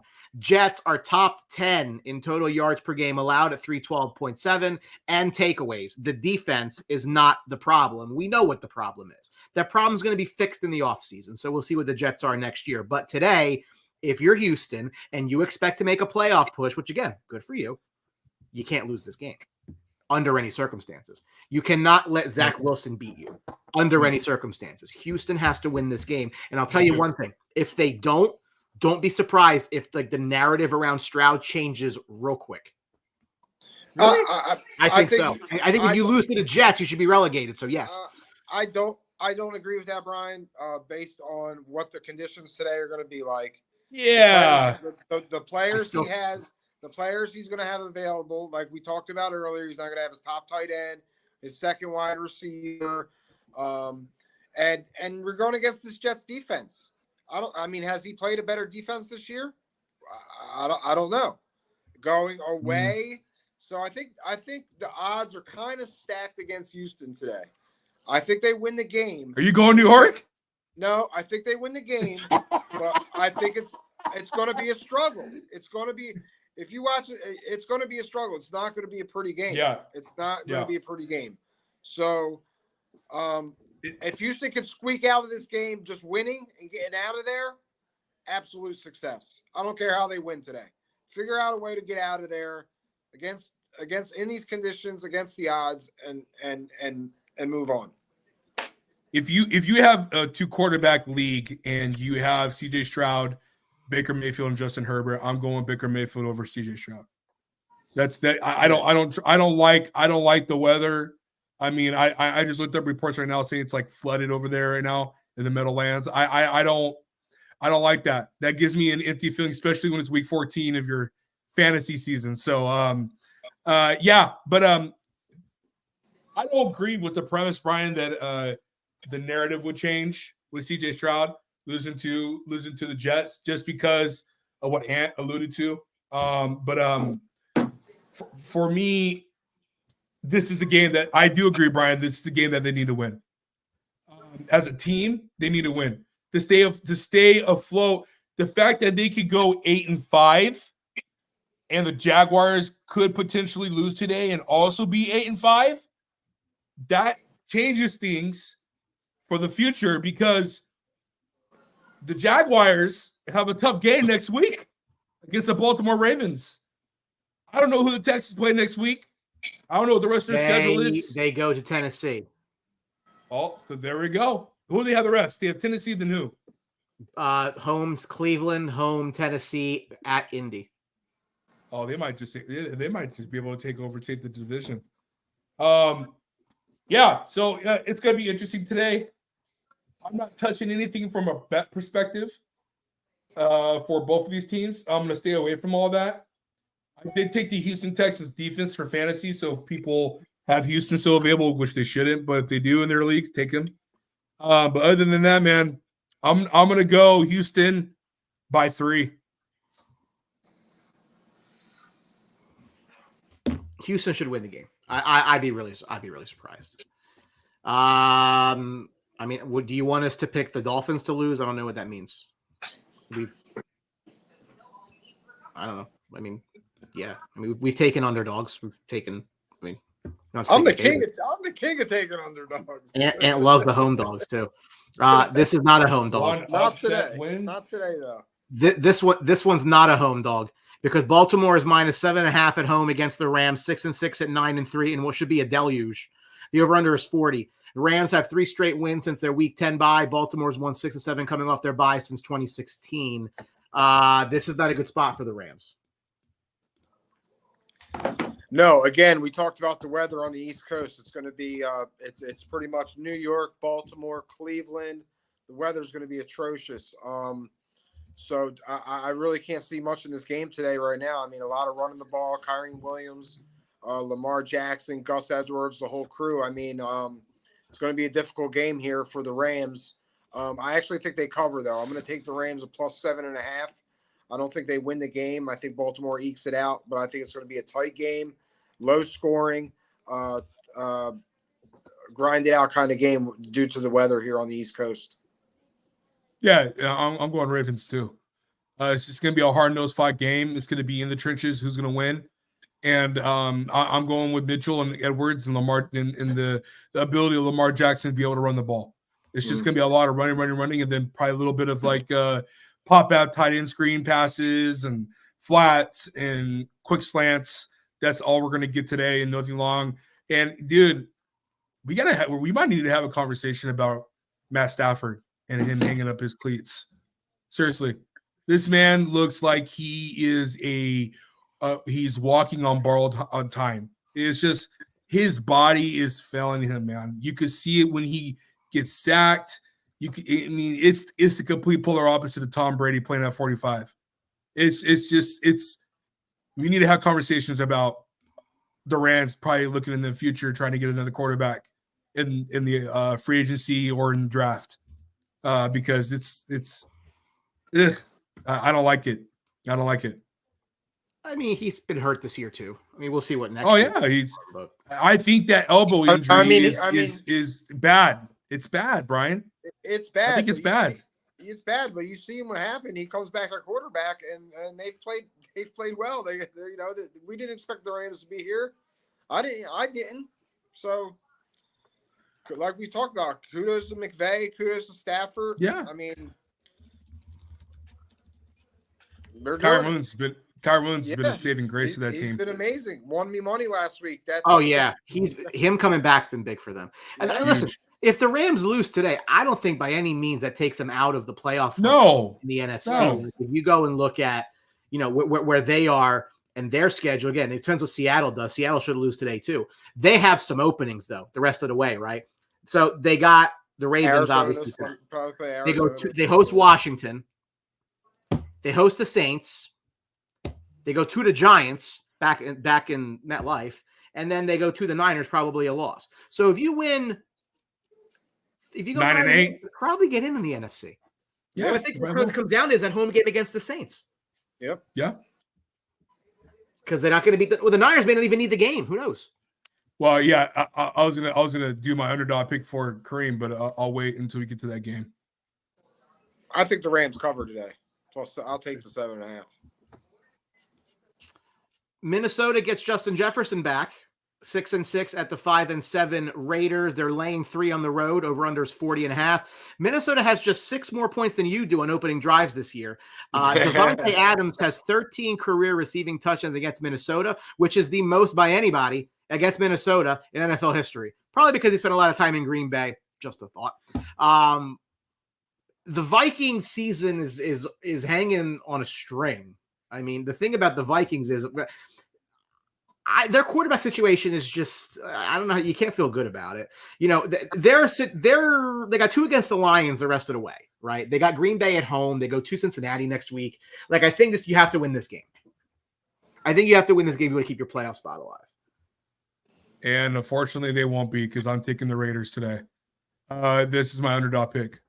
I think the Raiders are going to bring the fire today to Minnesota. They found loopholes in that offensive line where Josh Dobbs completely struggled against the Chicago Bears, and they got a guy over there in Vegas who is, in my opinion, one of the most underrated defensive players across the NFL. And that's Max Crosby.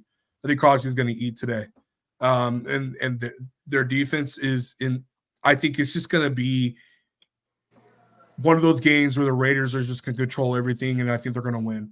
And it's gonna ruin the chances of Minnesota coming back and being that big story for Josh Dobbs and that team who started 1-5 and now they're 6-6. When I think that loss to Chicago really ruined their momentum. It ruined everything they had going on for them. And I think it's gonna. I know they had a bye week last week. I think that's it's gonna roll over to this game. I know Justin Jefferson's back, but I think the Raiders are going to ruin that party. Raiders are going to go to 6-7. Drew, I agree. I was going to buy the 0.5 point and take the Raiders at plus 3.5. I just think I think since their coaching changed, they've played a lot better. I think the team's a little juiced up. Quarterback play hasn't been bad. Adams getting back involved. And I think it might be a little too much for Minnesota today. Dobbs up and down play kind of fell back to earth. You talked about their offensive line, inexistent running game. One of the biggest disappointments. Yeah, I mean, even if you want to take the Raiders on the money line, plus 130 today, a home dog. So yeah, I'm grabbing the Raiders, and we're gonna go from there. Yes, sir.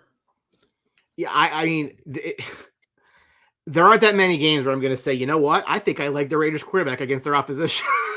I mean, I mean, that's what I do, right? So, he hasn't played bad. I'm not a Josh. Aiden's been playing. He's game manager type material. He plays average to good football. But I mean, you see this every year. A coach gets fired, and the team just somehow elevates their play a little bit, and that's the Raiders right now. Not Carolina. Not Carolina. Aiden O'Connell.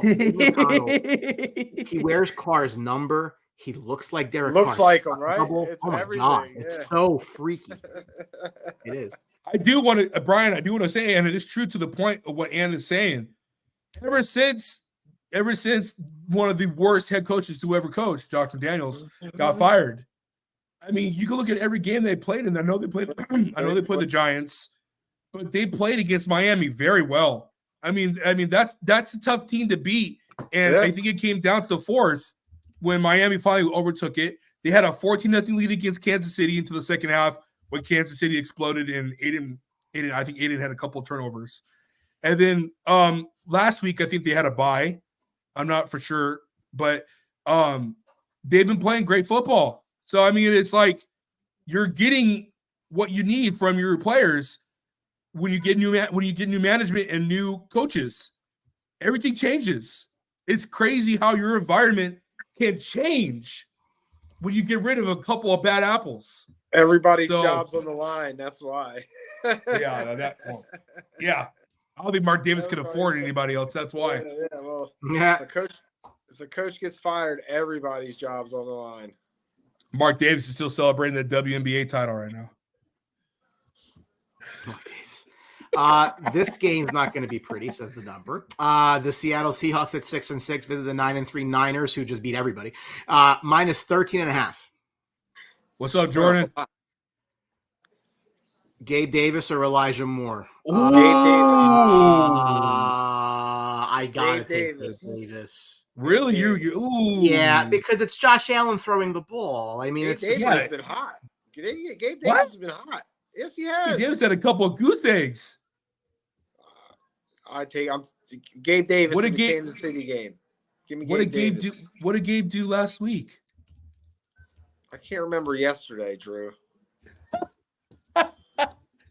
Yeah, Gabe Davis. I'm taking Gabe Davis. I think you have to. Yeah, Gabe Davis. I think you have to. Those 12 targets let you get me wrapped. I agree, brother. Oh, I agree, Jordan.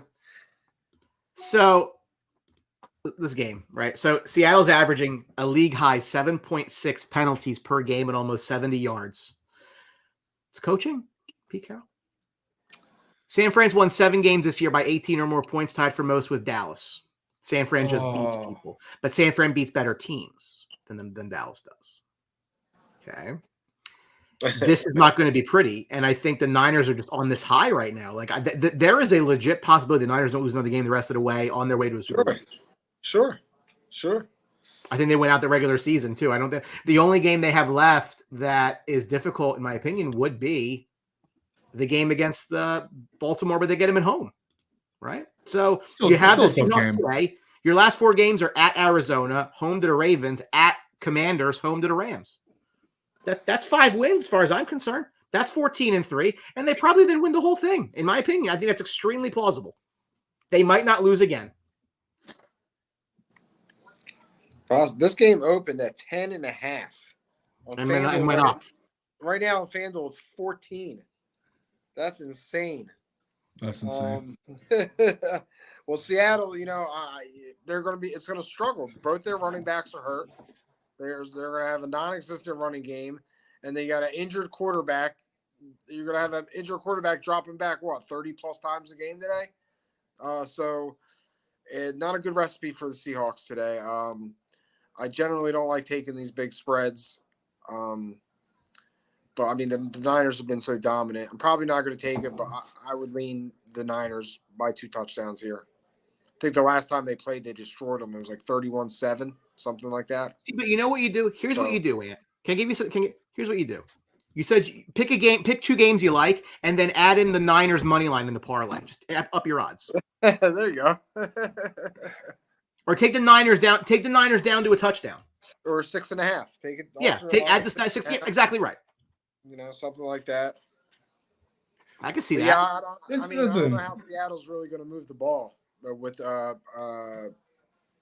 Am I right? Walker's not playing, and Walker's playing. Walker's playing. So okay, is Walker's he playing. startable today in fantasy? No. I can't start him. Right? No, I'm not starting him. No. They came out saying that he's going to get a workload, like a target share, and Charbonnet should be leading that backfield.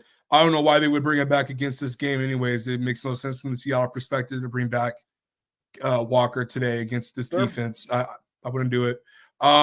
But yeah, he's not startable, Brian.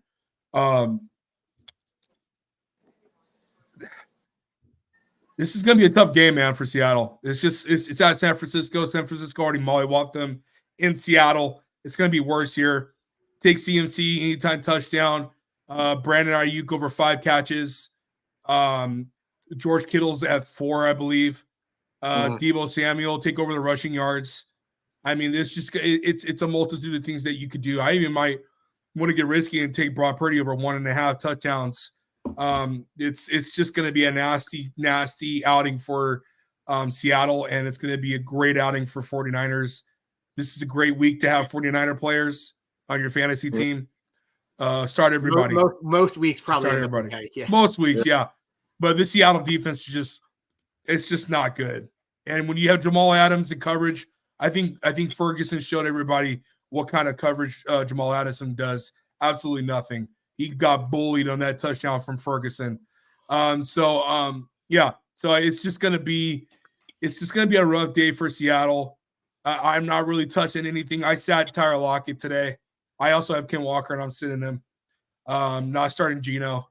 It's just gonna be a rough day, boys. I'm gonna go 49ers, and I like the money line, so I take the over on the 13.5, man. I take it. I think they blow them the hell out right Couple now. things here. How can you see? The only thing, what you think about is the fourth quarter where maybe even Sam Darnold comes in because they're that far ahead, and then things happen. Like that's what happens with these point numbers. Is like that's so annoying when that happens.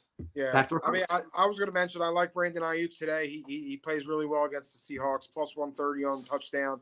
And Brian, you talked about blowout. These second guys come in. I've read fantasy articles where the Niners are going to try to cut down McCaffrey's carries leading into the playoffs. Backup running back right now for San Francisco is Mason. He's plus 500 to score a touchdown today. I mean, it's worth maybe even a $10 bet if you're on the Niners blowing them out, and then the Niners cutting back on McCaffrey's touches. It's just something to think about, something to sprinkle on. Yeah, the Niners are just a machine. The 6-6 Buffalo Bills, tough game today at the 8-4 Chiefs, but KC's just 1.5 point favorite at home. The over-under is 49.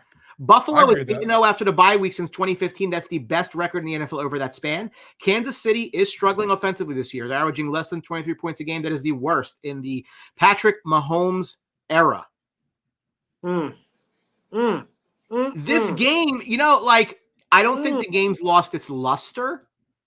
I think if both of these had 10 win teams, I think that it feels differently in the AFC. The Bills obviously need it more than Kansas City does because the Bills need to get to 9 to have a shot at the playoffs, and they have one loss left. As far as if you're going to get to 9, right? No, they have 2 losses left. Sorry, but even that, I think that the demise of the Buffalo Bills is a little bit premature for me. I mean, I will say that their schedule opens up. They do have Dallas next week, right? So even if they drop to 6-8, let's just say that they do. Yeah. The last 3 are at the Chargers, which even Drew will say he'll pick the Bills to win. I picked the Bills. Hosting New England, and then you go to Miami, who might not need the game, right? The key for Miami is to make that game meaningless, which is actually good for both teams. Yeah, but Brian, also it might be meaningful if Baltimore struggles because they're only a game. I think they're tied with Baltimore, right? They are. No, my point is, it is good for both the Bills and the Dolphins if the Dolphins don't need the last game. Oh, so Yeah. if you think the Dolphins already ran away with the number 1 seed and Baltimore, The Dolphins have it locked up. It's good for the Yeah. Bills. Good for the Dolphins. I don't. If I'm Miami, I might want to beat them because I don't want to see them in the playoffs. If that's the case, Yeah, I but think again, Buffalo has a number. well, I in really- any event, I think both teams are better served if that game is meaningless. Yeah, I agree with you. I get what you're saying. You want to go first, Ann? You want me to go? I'll go first. I mean, again, radar's on. The Chiefs not even catching 3 at home against a 6-6 Bills team. Brian, Drew, I'm taking the Bills tonight. I'm taking the Bills today. I think Josh Allen shows up. He's gonna just put the team on his back and have one of those superhero games. I really think so. Chiefs without Pacheco going to Clydesdale. I don't like him in the running game. It's tough to go against the Chiefs coming off a bye, but I think are they coming off a bye? Am I right on that? No, they played last week. They played against Green Bay. The Bills. They lost to Green Bay. The Bills coming off a bye. Bills are coming off the bye. Yeah, I'm taking the Bills today. Bills are only plus 1.5, plus 105 on the money line. So there's money coming in on the Bills. So give me the Bills on the road. All right, here we go. We're gonna see the greatest month of football from the Buffalo Bills on both sides of the ball. Here we go. Here we go. The Buffalo Bills will make the playoffs. They'll squeak in. They are going to win today. They're going to beat Kansas City. They are going to beat Dallas next week, and then they're going to beat the Chargers, obviously, and then they're going to beat Miami. It's going to be the greatest 4-game stretch we have ever seen, and that's why I don't think Sean McDermott's going to get fired because that's going to save his ass. And they're going to get in the playoffs, right, Brian? They'll be either a 6 or a 7 seed. Nobody They'll play wants the to see 2 that team. seed. They'll play the 2 seed. The 2 seed that I have in my playoffs is I think it's the Jaguars, if I'm not mistaken. Okay. I have Miami pulling out as a 1. I got Jaguars pulling out as a 2. They're going to beat the Jaguars in the wild card week, and then they'll get to go play Miami in the divisional round. And I think they'll beat Miami in the divisional round. And they're going to get to the conference, and that's where my predictions are going to stop because I don't know how it's going to pan out. They're going to beat Kansas City today. And why I say that today is because Isaiah Pacheco's out. That's a huge loss. That has been their offense all year long. Look at his numbers. That has been their offense. That has been their saving grace. That has been their momentum goer. He is out today. I don't trust Clyde. I don't trust Jarrett McKinnon. And I still think Travis Kelce's a shell of himself. They have the blueprint set what Green Bay did it to Kansas City, even though there was a phantom PI call. They have the blueprint set. They need to go man up with MVS, with Rice, and they need to have a linebacker and a nickel on Kelce the entire game. This team knows each other very well, and Buffalo needs to play Buffalo football. They gotta establish the run with James Cook and the other cats that they have, and they need to get Stephon Diggs going. They have Dawson Knox back. They have Kincaid. This is the time for them to get on a roll. I think Josh Allen is going to be huge tonight.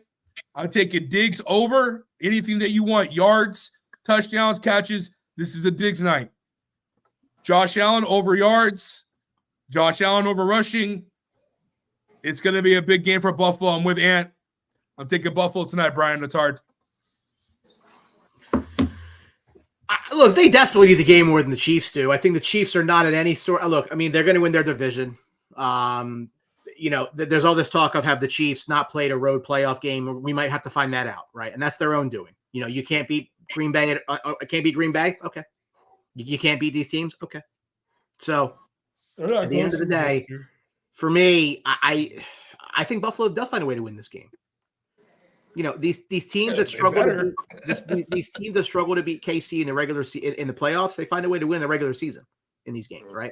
And then KC, they start talking about it. They're 8-5. Again, Kansas City's schedule, if you look at it the rest of the way, it opens up tremendously after this game. They go to New England, they host the Raiders, they host the Bengals, they go to the Chargers. That's 4 wins as far as I'm concerned. So that puts you Yeah. at 12-5. 12-5. Yeah.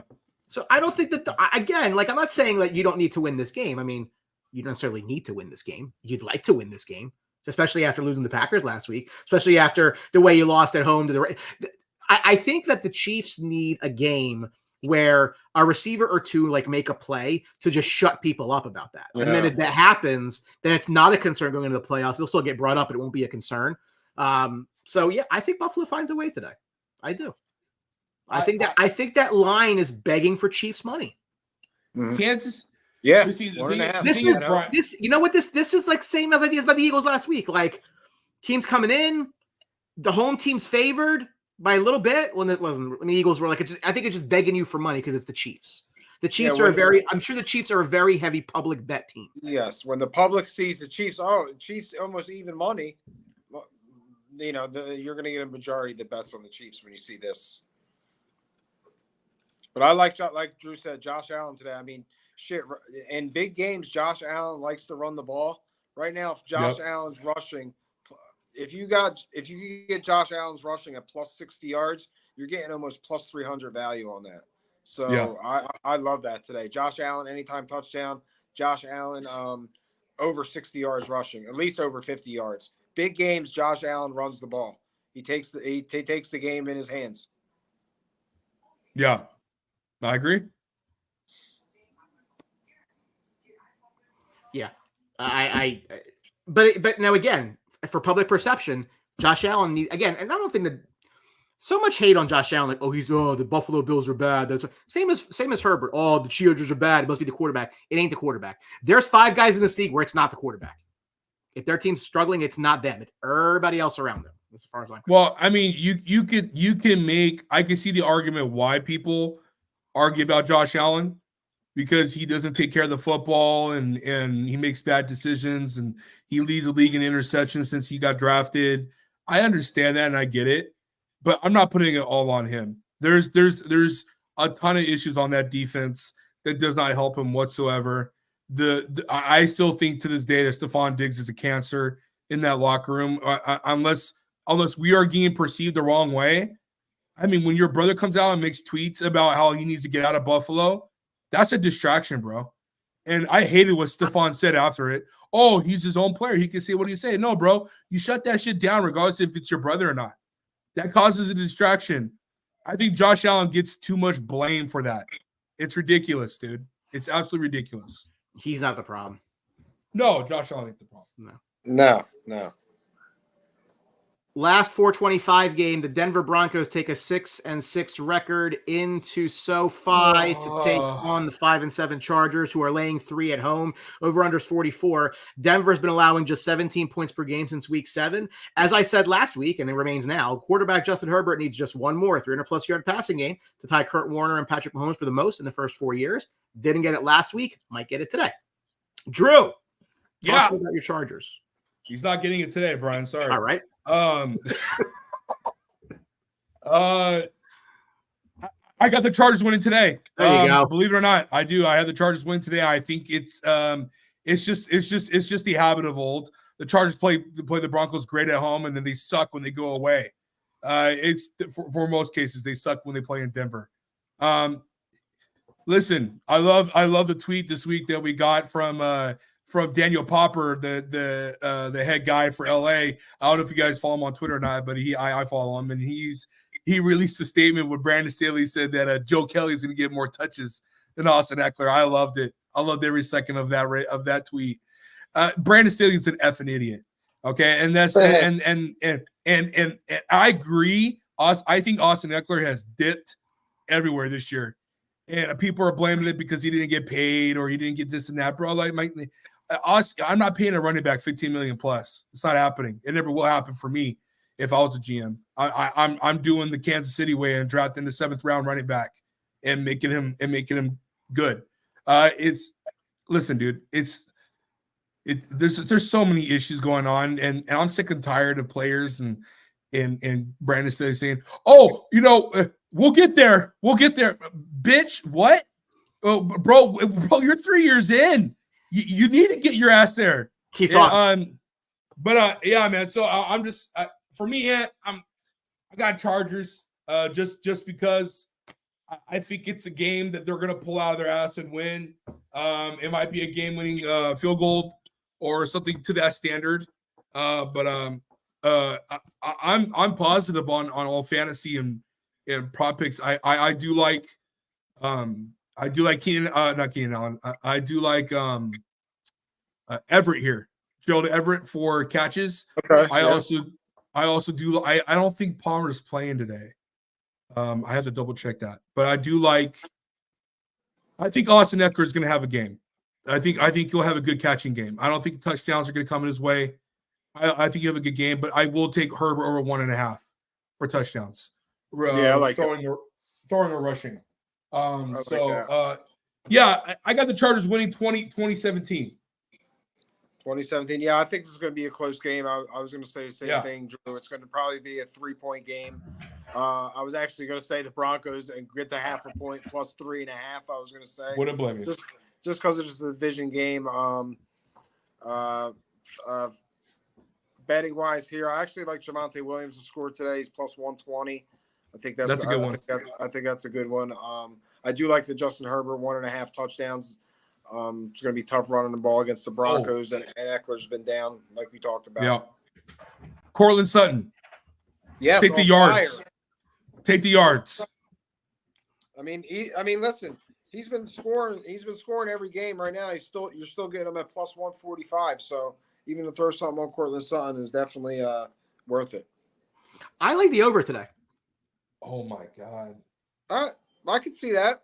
Because okay, but I think the Chargers are going to keep. It's going to be an offensive game. Chargers defense isn't really that good. I like Justin Herbert to throw the ball a lot, frankly. So I could see both these teams scoring 28 points. Frankly, that takes way over the over.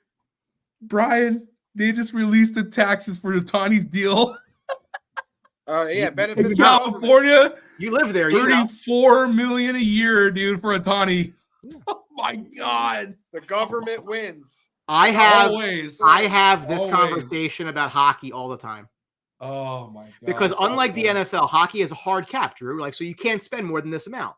Yeah. So when the Rangers offer $10 million and the Dallas Stars offer $10 million, it's not the same because there's no state tax in Texas. Oh. That's why I think state tax should be state tax adjusted. Different conversation for a different sport. I don't. This, you know what it feels like to me, Drew? This feels like one of those games where Herbert has an awesome game and the Chargers defense blows it.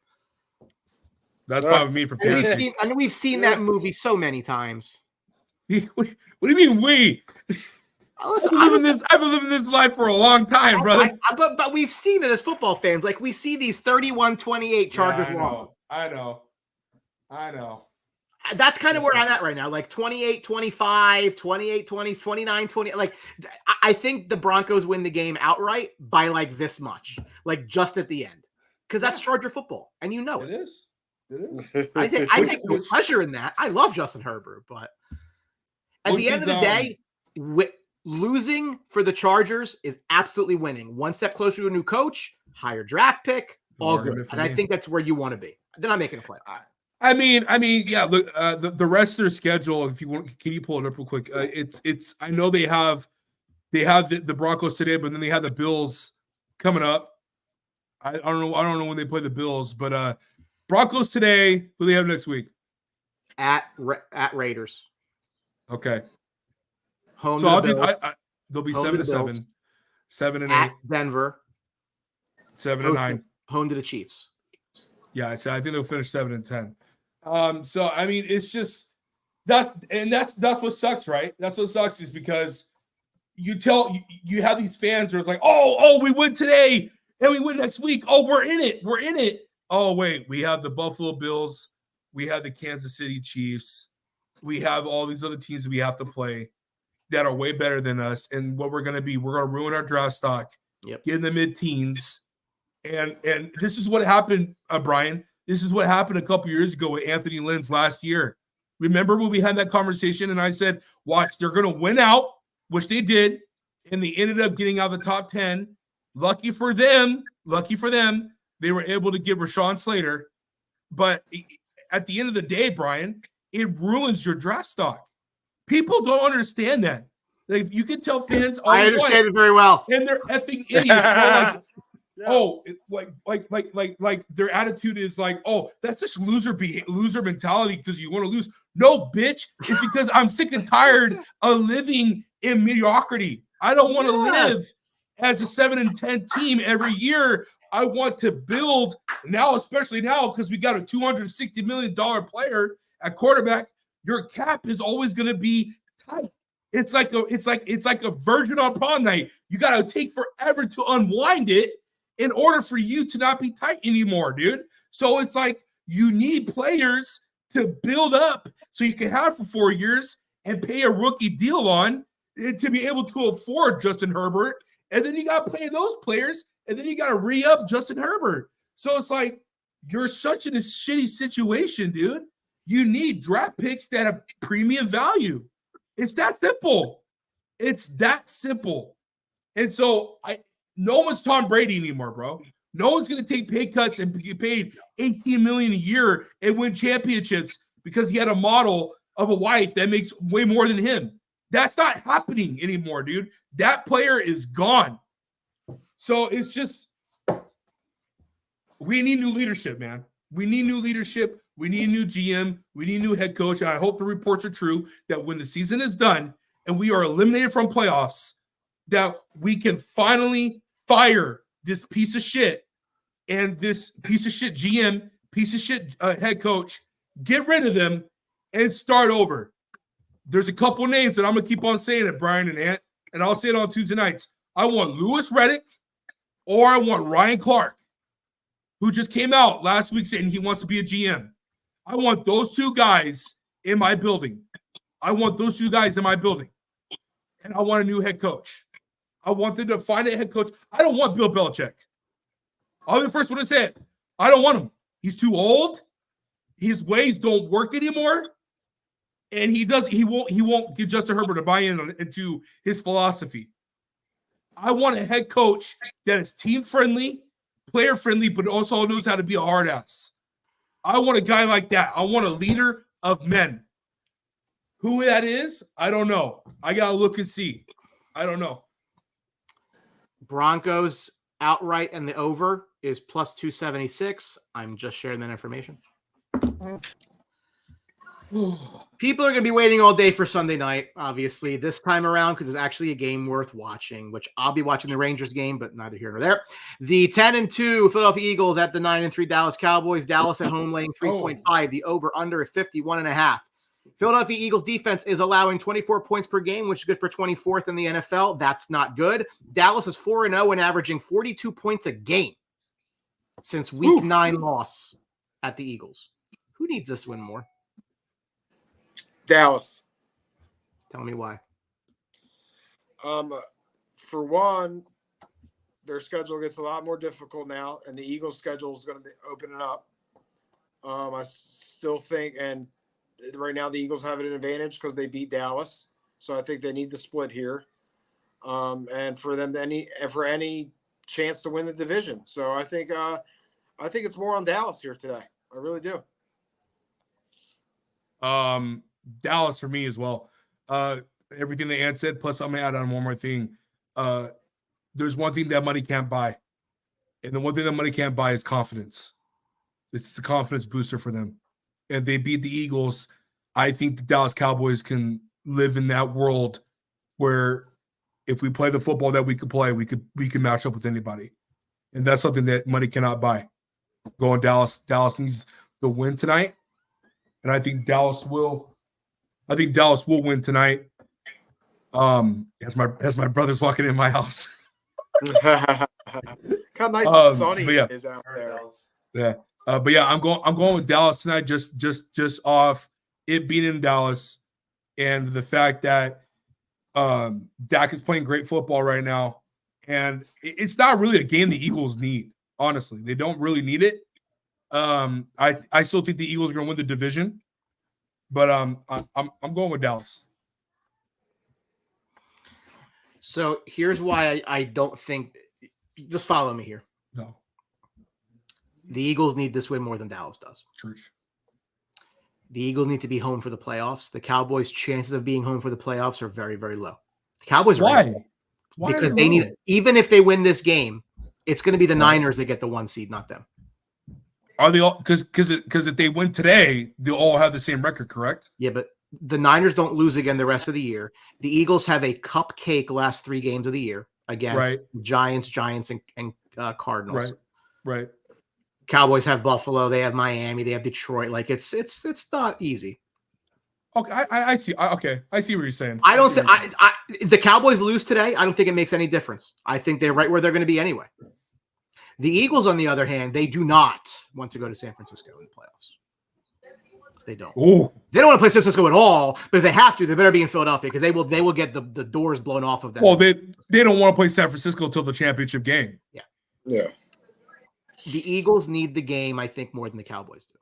I just feel that way, right? That's The Eagles coming off a loss last week where they pretty much got their dicks kicked in, which we all predicted. Well, oh, that's right, because San Francisco's 9-3. That's right. Okay. San Fran wins out. Yeah. The Eagles lose this game. San Fran's number 1 seed. No question about it. That's a good point, Brian. Those are good points. Eagles need the game. The Cowboys have been the 5. The Cowboys have been the 5 forever. Look, the Cowboys lost this division when they lost to the Cardinals. Full stop. We said it. It was done at that point. It's fine. Like, okay, you did that, right? Fine. Yeah. Whatever. So I think the Eagles need the win. I think the Eagles, way the Eagles played last week was not good. You had fans of a 10-2 team or 10-1 team booing, which is Philadelphia. That's fine. That's Philly. That's whatever. They need to get their swagger back bad. And I think if you lose 2 games in a row to the other 2 of the top 3 teams in the NFC, people are going to be like, well, you know what? Maybe we're not that good. Well, also the bye would help them because of Jalen Hurts' injury. He's still nagging. He has an injury. He does. So I mean, but it's that would give him some time to heal. But it's like Bosa said. He looks to run way too much. Even now that he really shouldn't be and can't. That's his instinct, right? Having said that, the Cowboys are going to win this game because the Eagles secondary is trash. Yeah, I love the. It is bad. It got old very quickly. Take Lamper is over. I'm sorry, what? No, I'm sorry, Brian. I said I like the over in this game for those reasons. I would the total? Yeah. High scoring game. Remember this. Last year, it was Christmas Eve, Christmas Day, whatever. Eagles went into Dallas and lost 40-34. Mm-hmm. Yes. Dak just lit him up in the past. Yeah, he did. Okay. He did. That Jalen Hurts didn't play that game. And they still put up 34. So again, when I go back to this, I don't think it's Hurts. I think it's the system. I think it's the really, really good roster that Howie has around him. He does. I give the credit to that offensive line, really good receivers, good tight end. Defense is a good pass rush, but the secondary got old very quickly. I think Lamb is going to burn him. I think Lamb's going to burn him a ton. I like over his receptions. I like over his yards. I like Ferguson to score a touchdown. That's who I like. That's who I like. Get the running game back going again. We'll figure that part of it out. The teams that play the Niners the next week struggle. The Niners are a very physical team. So that's why I think Dallas wins. Dallas covers. I see kind of like a 38-31, like that kind of last score. The Eagles will score points today. Okay. Dallas defense is very good. The Eagles will score points today. I think Seattle's effort against the Cowboys showed a couple of things. Cowboys coming off basically a week and a half worth of rest. The Thursday night game is tough. Cowboys win by about a touchdown, in my opinion. And I think that, again, I wasn't concerned about the loss in Philly because I thought the Cowboys outplayed them. Dak screwed up the game, and they usually split. So whatever. I'm not going to cry about it. If the Cowboys lose this game, they're going to be the 5 seed. If the Cowboys win this game, they're probably still going to be the 5 seed. So I don't really think that I'm concerned one way or another. I'd like to see them play well against this team again. So if they do meet up again, you always have that, you're not that much better. It's really, really money's on the Cowboys, right? Because it's like position-wise, they're not losing the 5 seed. No. Oh, who's close to them? I don't think anyone's close to them in the NFC. They're 2 games out, right? 2 or 3 games after out. 5 is just absolute flaming garbage in the NFC. Like That's what I'm saying about it. So right now, Brian, who's the 4 seed right now? Is that going to be the NFC South team, right? That's the NFC North, NFC South winner. Honestly, this is playing out just how it did last year. Exactly right. You know, Dallas played Tampa Bay with Tom Brady with nobody pretty much on the defensive side. I'll tell you this. Destroyed them. I'll tell you this: the Eagles will not want to see Dallas in that divisional round, and I think they're on a collision course.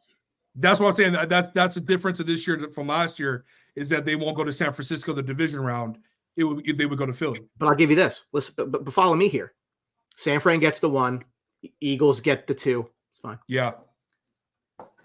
Detroit gets the 3. Atlanta gets the 4. Dallas gets the 5. Yep. If the Green Bay Packers get the 6, the Lions do not want any part of the Green Bay Packers. No. At all. Okay? No. And then the 7 would be whoever it is, right? So Eagles beat the 7. Why not? I think the Packers go beat the Lions. It's going to be the Packers that go to San Francisco, not the Cowboys. Yeah, and the Cowboys end up in Philly, and that's not a game the Eagles fans want. And then you're going to have to take back everything that you said negatively about Jordan Love. No, I'm not. I will not do that. No, that was still an awful. That was still an awful draft pick. Jordan Love's gonna rush for a touchdown in Chicago and say, "Who's your daddy?" No.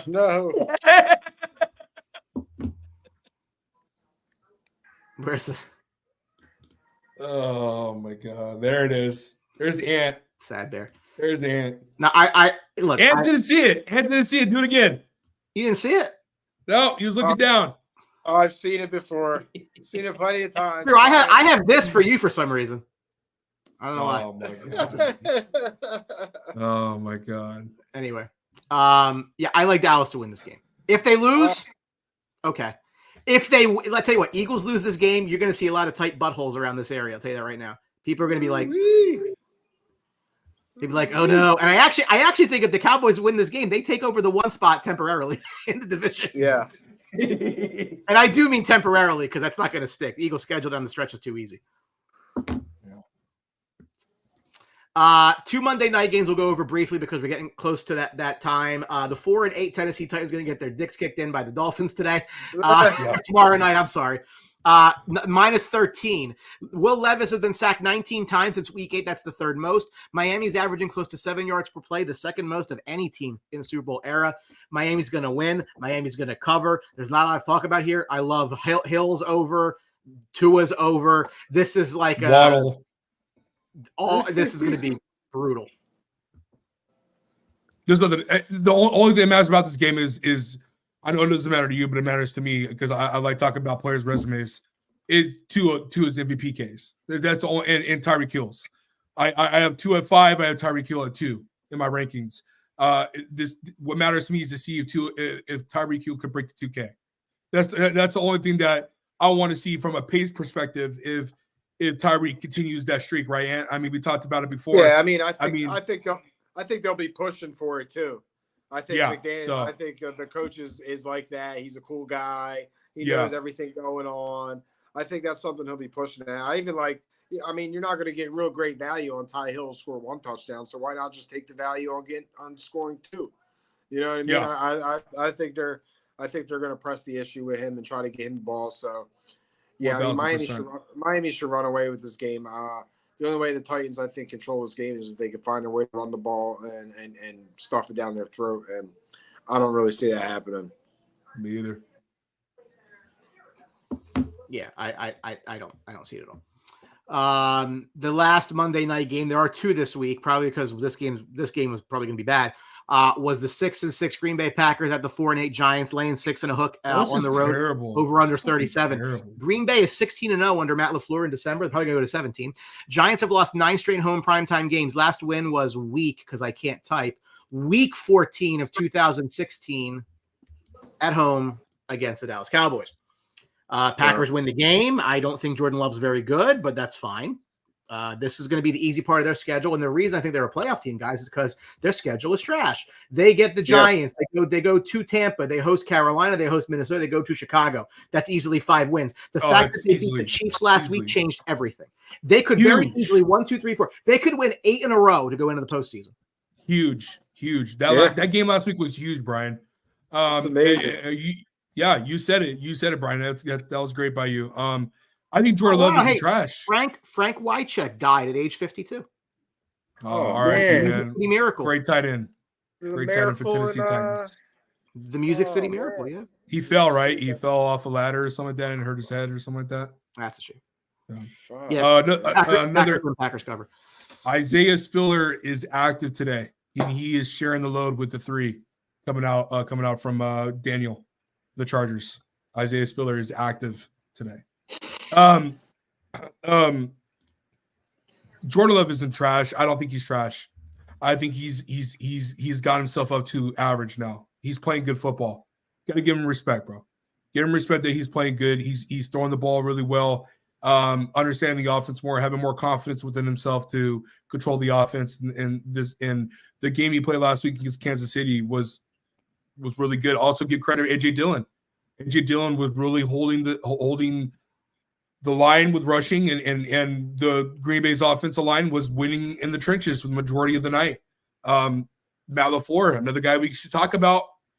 A lot of people were down on. Now look at him now. He's 500, 6-6. So he's winning. He's bringing a winning culture to Green Bay once again. Green Bay is going to continue. They're going to come out and they're going to win tonight or tomorrow night, and they're going to win the rest of the season. And they'll be 11-6. Brian, you think 11-6 with that record? I mean, they could challenge Dallas for that 5 spot, but I think Dallas will pull it out at the end.